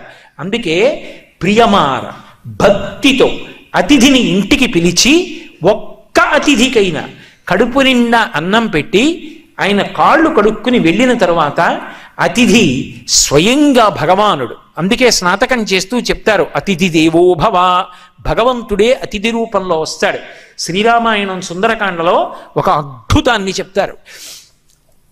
భగవంతుణ్ణి నమ్ముకున్న వాడికి ఆతిథ్యం ఇవ్వక్కర్లేదు. ఇస్తానన్నంత మాత్రం చేత రెక్కలు నిలబడ్డాయి మైనాకుడికి. వెళ్ళిపోతున్నారు స్వామి హనుమ సముద్రం మించి. లోపల సముద్రంలో ఉన్నాడు మైనాకుడు, రెక్కలున్నాయి. కానీ పైకొస్తే ఇంద్రుడు వజ్రాయుధం పట్టి తిరిగేస్తాడు, భయం, పైకి రాడు. కానీ రామకార్యం మీద పెడుతున్నాడు, నిస్వార్థపరుడు. రామార్థం వానరార్థం చకీర్షం కర్మదుష్కరం. కాబట్టి వెళ్ళి ఆతిథ్యమి, నాది ఉప్పు నీరు, పైకి లే అన్నాడు సముద్రుడు. లేచాడు. లేచి వెళ్ళిపోతున్న హనుమ వంక చూశాడు. చూసి ఒక మాట అన్నాడు, మహానుభావా, సామాన్యుడు అతిథిగా వస్తేనే గొప్ప, నీ వంటి పూజ్యుడు అతిథిగా వస్తే అంతకన్నా అదృష్టం ఉంటుందా? కాబట్టి నిపత్యమవసృంగేషు విశ్రమస్వ యథాసుఖం, ఒక్కసారి నా పర్వత శిఖరముల మీద వాలు, అంత తేనె తాగు, ఒక్క పండు తిని వెళ్ళిపో అన్నాడు. ఆయన తినలేదు, తాగలేదు. వెళ్ళిపోతూ ఆగకుండా ఒక్కసారి ఇలా చేత్తో ముట్టుకున్నారు. ముట్టుకుని ఒక మాట చెప్పారు, నేను ఆగడం కుదరదు. ప్రీతోస్మి కృతమాతిథ్యం మంజురేషోపనీయతాం తరతే కార్యకాలో మే అహస్యాప్యతివర్తతే ప్రతిజ్ఞాత మయా దత్తానస్తాతవ్యమిహాంతరే. నేను రామబాణం వెళ్ళినట్టుగా పెడతానన్నాను, కాబట్టి ఆగడం కుదరదు. నువ్వు ఆతిథ్యం ఇచ్చినట్టే. ఒక్కసారి ఇలా ముట్టుకుని వెళ్ళిపోయారు. రామకార్యం మీద వెడుతున్నవాడు హనుమకి ఆతిథ్యం ఇవ్వడానికి పైకొచ్చాడు మైనాకుడు, ఇవ్వలేదు. హనుమ వెళ్ళిపోయారు. ఇంద్రుడు వచ్చాడు, రెక్కలు తరిగేస్తాడనుకున్నాడు. ఇంద్రుడు అన్నాడు, నువ్వు రామకార్యం మీద పెడుతున్న వాడికి ఆతిథ్యం ఇవ్వడానికి సిద్ధపడ్డావు, పుచ్చుకున్నాడా లేదా పక్క మాట, నువ్వు ఆతిథ్యం ఇవ్వడానికి సిద్ధపడ్డావు కాబట్టి నీ రెక్కలు తరగను, క్షేమంగా ఉండన్నాడు. ఒకనాడు సంపాతి మాట సాయం చేశాడు, కాలిపోయిన రెక్కలు వచ్చాయి. అతిథి దేవోభవ అభ్యాగతి స్వయం విష్ణు. మనం పిలవకుండా ఎవరైనా ఇంటికి వచ్చారనుకోండి, మన అదృష్టం.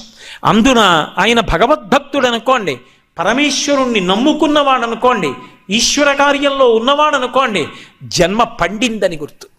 కాబట్టి ఇటువంటి మాసంలో మనందరం కూడా ఆ మాస కాలాన్ని సద్వినియోగం చేసుకోవడానికి నెల పర్యంతంలో ఒక్కసారి ఒక అతిథిని పిలిచి అన్నం పెట్టాలి. అన్నం పెట్టి ఆయన కడుపు నిండా తిని త్రేంచి సంతోషంగా వెళ్ళిపోతే అది సాక్షాత్తు పరమేశ్వరుడి యొక్క ఉచ్ఛిష్టం. ఆ అన్నం తిన్నవాడెవడో వాడు అదృష్టాన్ని పొందుతాడు. అందుకే మిగిలిన దానములన్నీ చెయ్యగలిగితే చెయ్యవచ్చు, చేసినా చేయలేకపోయినా కనీసం మనకున్న దాంట్లో ఎవరో ఒక అతిథికి పెట్టడం అనేటటువంటిది ఈ మాసంలో కాలాన్ని సద్వినియోగం చేసుకుని భగవంతుని యొక్క అనుగ్రహాన్ని పొందడానికి అత్యంత ఉపయుక్తమైనటువంటి విశేషం.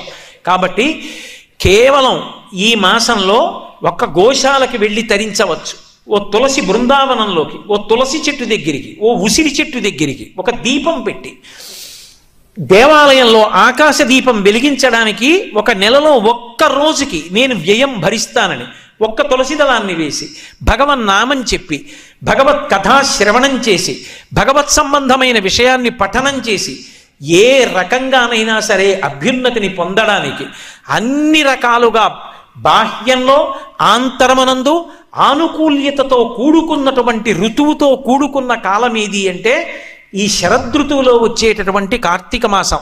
అందుకే చాంద్రమానంలో 8వ నెలగా వచ్చేటటువంటి కార్తీక మాసంతో సమానమైనటువంటి నెల ఇక మిగిలిన నెలలలో ఏదీ లేదు అంటారు.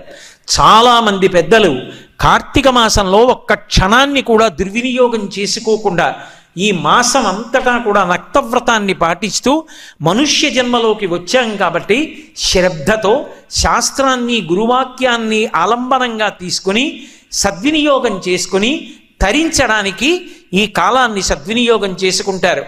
మనందరం కూడా కార్తీక మాసాన్ని అన్ని విధాలా సద్వినియోగం చేసుకోవడానికి కావలసినటువంటి ఆ బుద్ధి ప్రచోదనాన్ని పరమేశ్వరుడు మనకిచ్చి చక్కగా భగవదారాధనలో సమాజమునందు ఈశ్వరుణ్ణి చూస్తూ సమాజాన్ని ఆరాధించడంలో మనం కృతకృత్యులమై ఆ పరమాత్మ యొక్క అనుగ్రహానికి పాత్రులమై ఏ విధమైనటువంటి ఉపద్రవములు లేకుండా అందరూ సంతోషంగా బ్రతకగలిగినటువంటి స్థితి కలగడానికి కావలసినటువంటి అధ్యవసాయముతో కూడుకున్నటువంటి బుద్ధితో కూడిన కర్మాచరణము చేత మిగిలిన వారికి మార్గదర్శనం చేస్తూ మనం తరించడానికి కావలసినటువంటి కర్మానుష్ఠానము చేసదముగాక అని సంకల్పం చేసుకుంటూ భగవంతుడు దానికి అన్ని విధాలుగా మనకి అనుగ్రహాన్ని కటాక్షించాలి అని చెప్పి ఆయన పాదార విందములకు సాంజలి వందకంగా నమస్కరిస్తూ మీ అందరూ కూడా ఇంతసేపు కార్తీక వైభవాన్ని, యథార్థానికి కార్తీక మాసంలో శుక్లపక్షం వెళ్ళిపోయి కృష్ణపక్షంలో సప్తమి తిథి వచ్చేసింది,